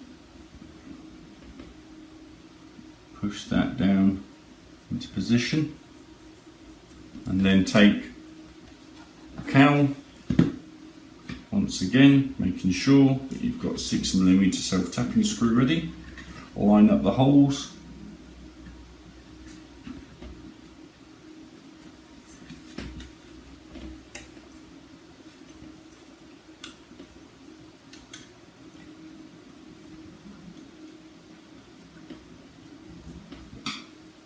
and then place the screw in the hole,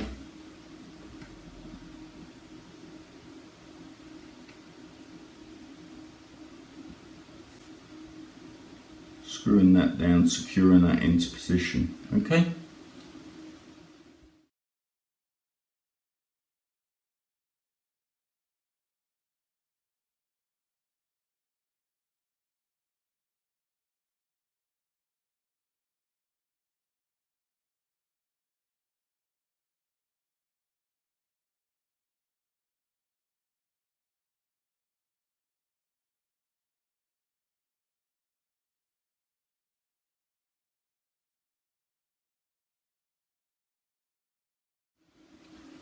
And carefully follow all the steps from A to J in stage 74, and then once you've confirmed that everything's working fine, we're then going to fit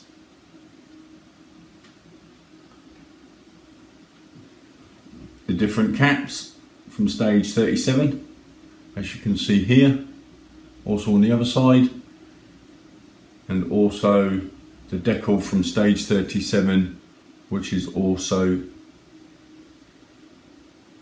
stuck on here. Next, take the throttle body from stage 52 and the cable assembly from stage 71, noting the position on how that goes. Okay, and once you've fitted that on there, then take the assembly and then fit it onto the top of the Hayabusa engine, like so. Okay, so push that down, and then next, carefully following your instructions, connecting the cables up to the relative positions in steps 9, 10, 11, 12 and 13, and then we'll come back at step 14 where we're going to fit the rest to the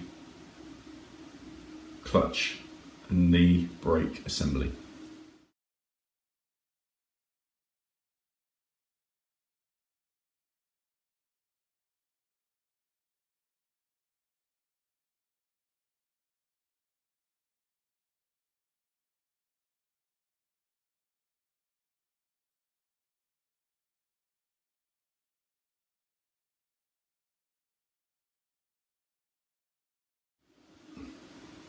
Now carefully remove the clutch lever, okay, and place the cable out of the 3, which has got the D, place that into the bottom. Once you've done that, place that back on top of the assembly, like so. And then next, take the last remaining 2 and place those onto the brake assembly, like so. Once you've done that, you can then place that back on top of the handlebars, and that completes this stage.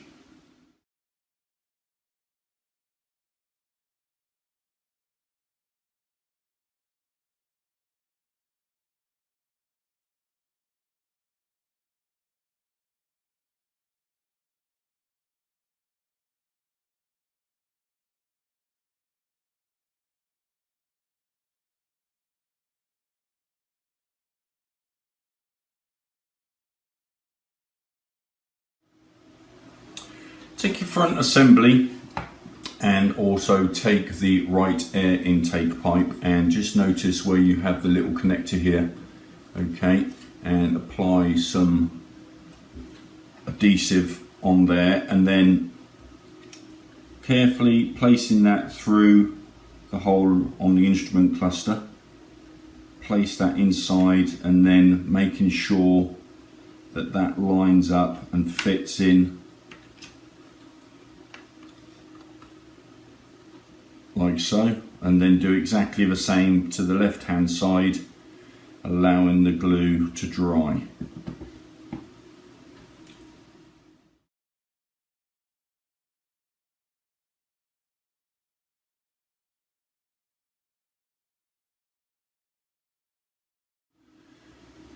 Next, take the upper panel and just align that up carefully, noticing the posts on how that fits in and the instrument cluster, and then carefully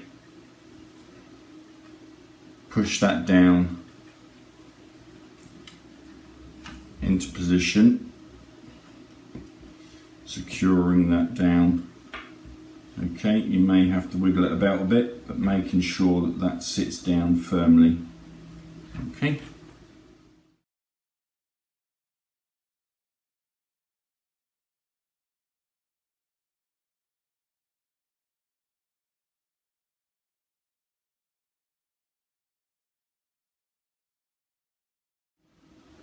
Now once you've done that, fit the front cowling and the instrument panel to the front of your main assembly, and then bring the cables down as per your instructions. So follow those carefully, bringing them underneath the frame and then up into the circuit board, and then plug those into the circuit board, making sure that all the wires are nice and tidy. Okay.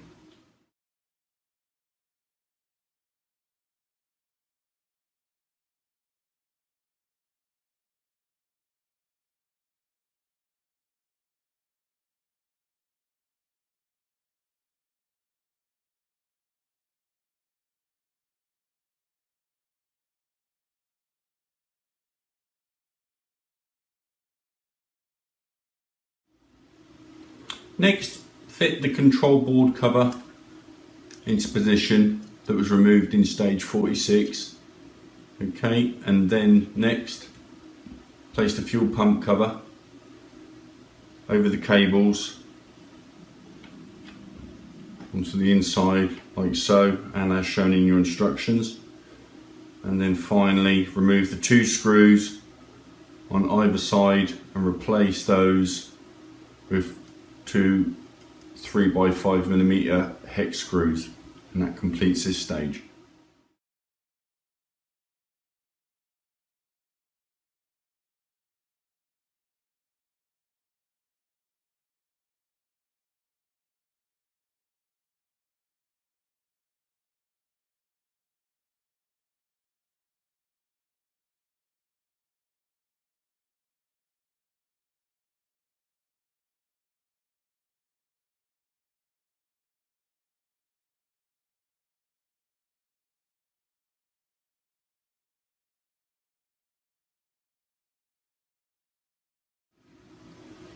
In stage 76 we're going to be fitting the rear cowl, and we're going to need the rear passenger grab rail from stage 57, the 2 grab rail hooks also from stage 57, the main frame as we have here, okay, and a couple of the 2x5mm hex self-tapping screws.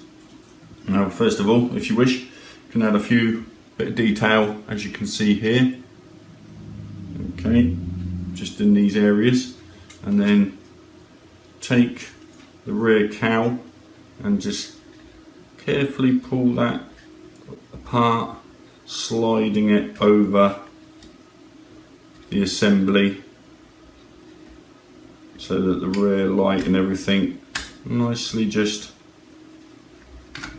slides into position. Okay, here we go. And then next we want to take the bridge and then place that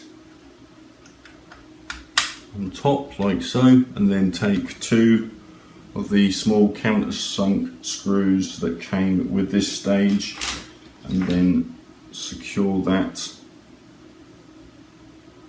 bridge down into position like so.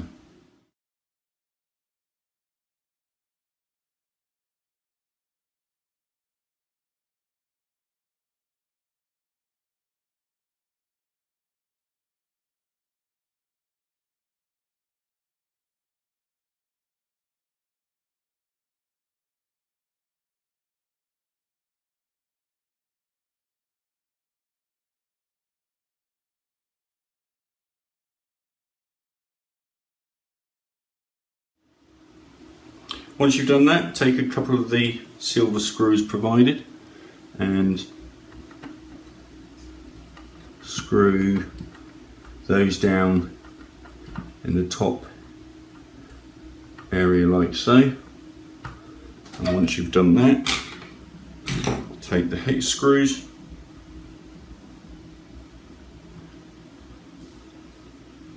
and place those on each side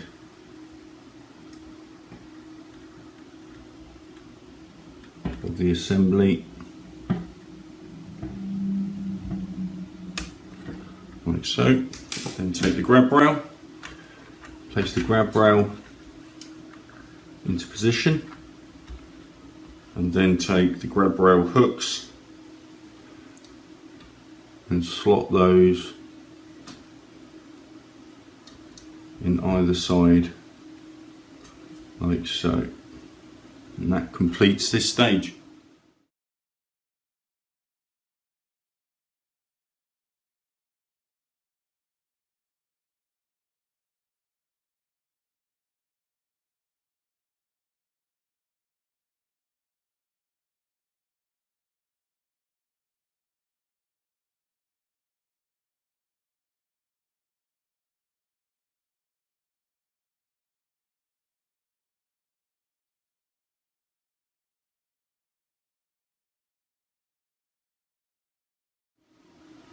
In stage 77 we're going to be working on the side panels, so take the left hand side panel from stage 61 and also take the cowl and then the panel, align the holes and screw those down into position as you can see here. Next, take the other panel once again, line up the posts with the panel like so, and then once again using two 5mm self-tapping screws, screw those down into position.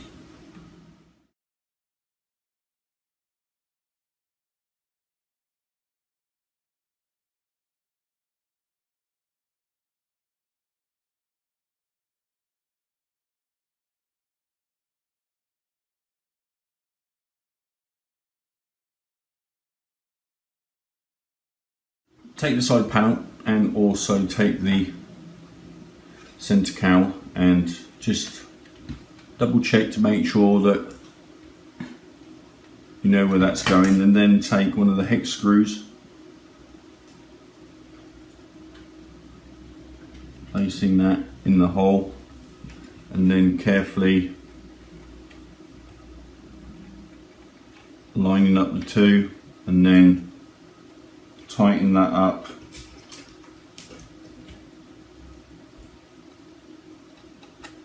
using the Allen key. It's a bit tricky.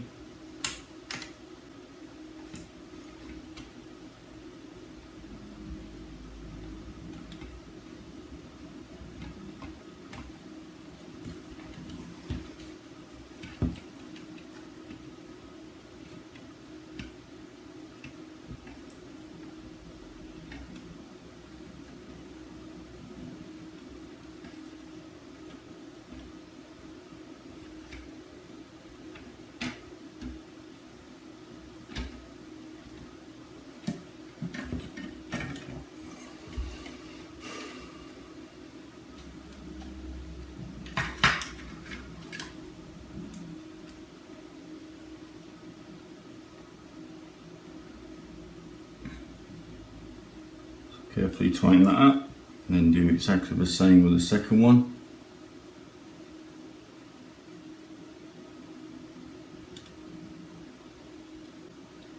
Which is a lot easier.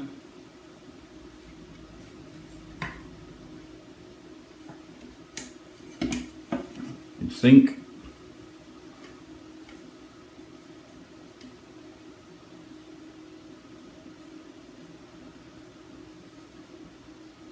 Okay, but don't over tighten it. Okay, and that completes this stage.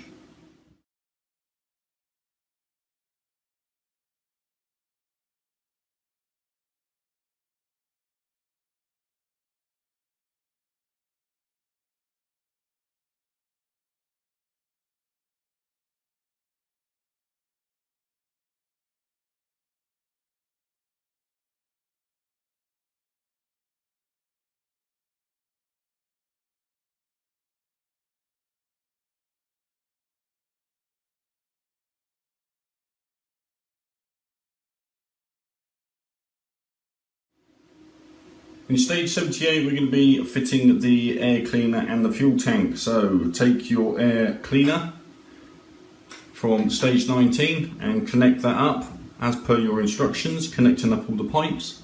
Once you've done that, take the fuel tank. Okay, place the fuel tank on its hinge like so, and then bringing that down, making sure that none of the cables are in the way. Bring that down into position.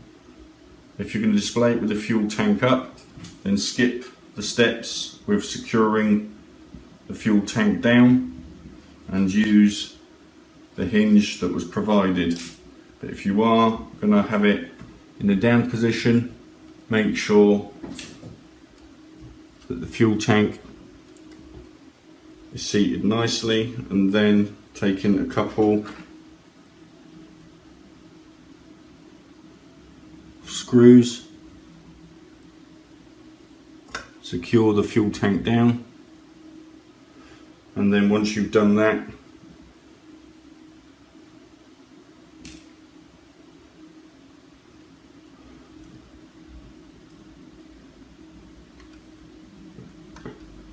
securing that down like that.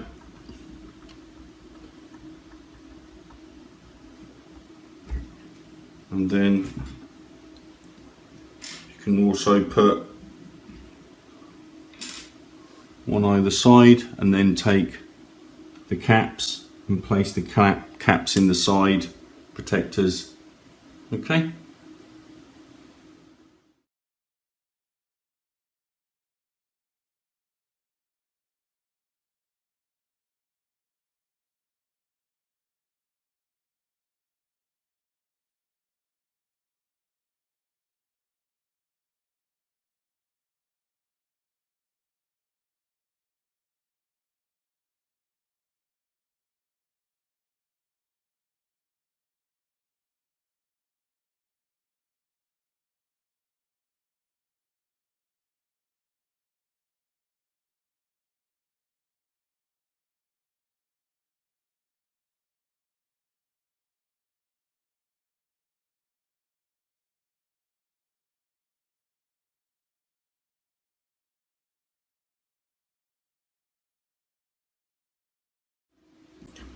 Next, take the passenger seat and line up the 3 pins and the 3 holes,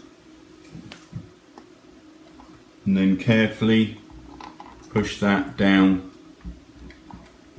into position.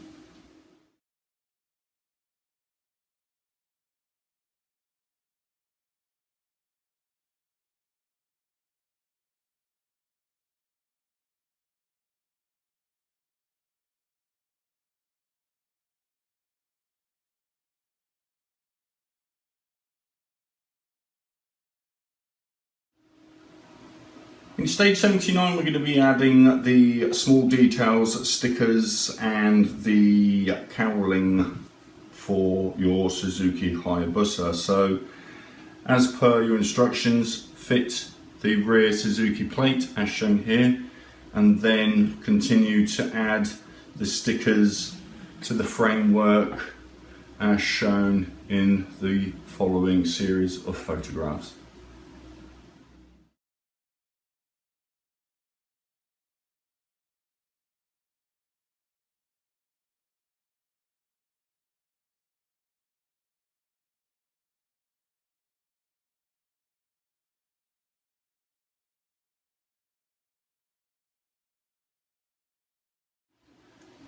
In the next part of this stage we're going to be fitting the cowling, so remove the driver's seat and support the fuel tank in the upright position like so, and then taking the right hand side cowling, placing that into position, carefully manoeuvring that about so it all clips in nicely.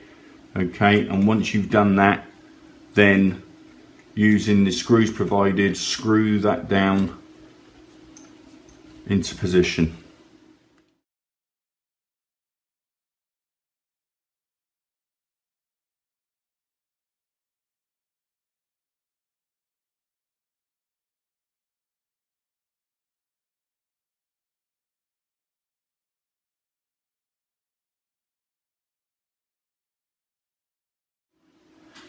Now, as you can see, we have the cowling on both sides of the Hayabusa,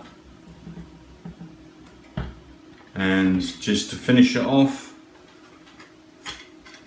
fit all the stickers and the warning stickers as shown in your instructions. Okay, and then if you wish, you can remove the passenger seat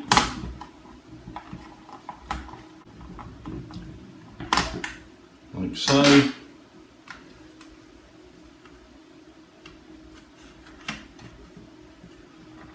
Remove the grab rails and then put the optional cover on the back like so, and that completes your Suzuki Hayabusa.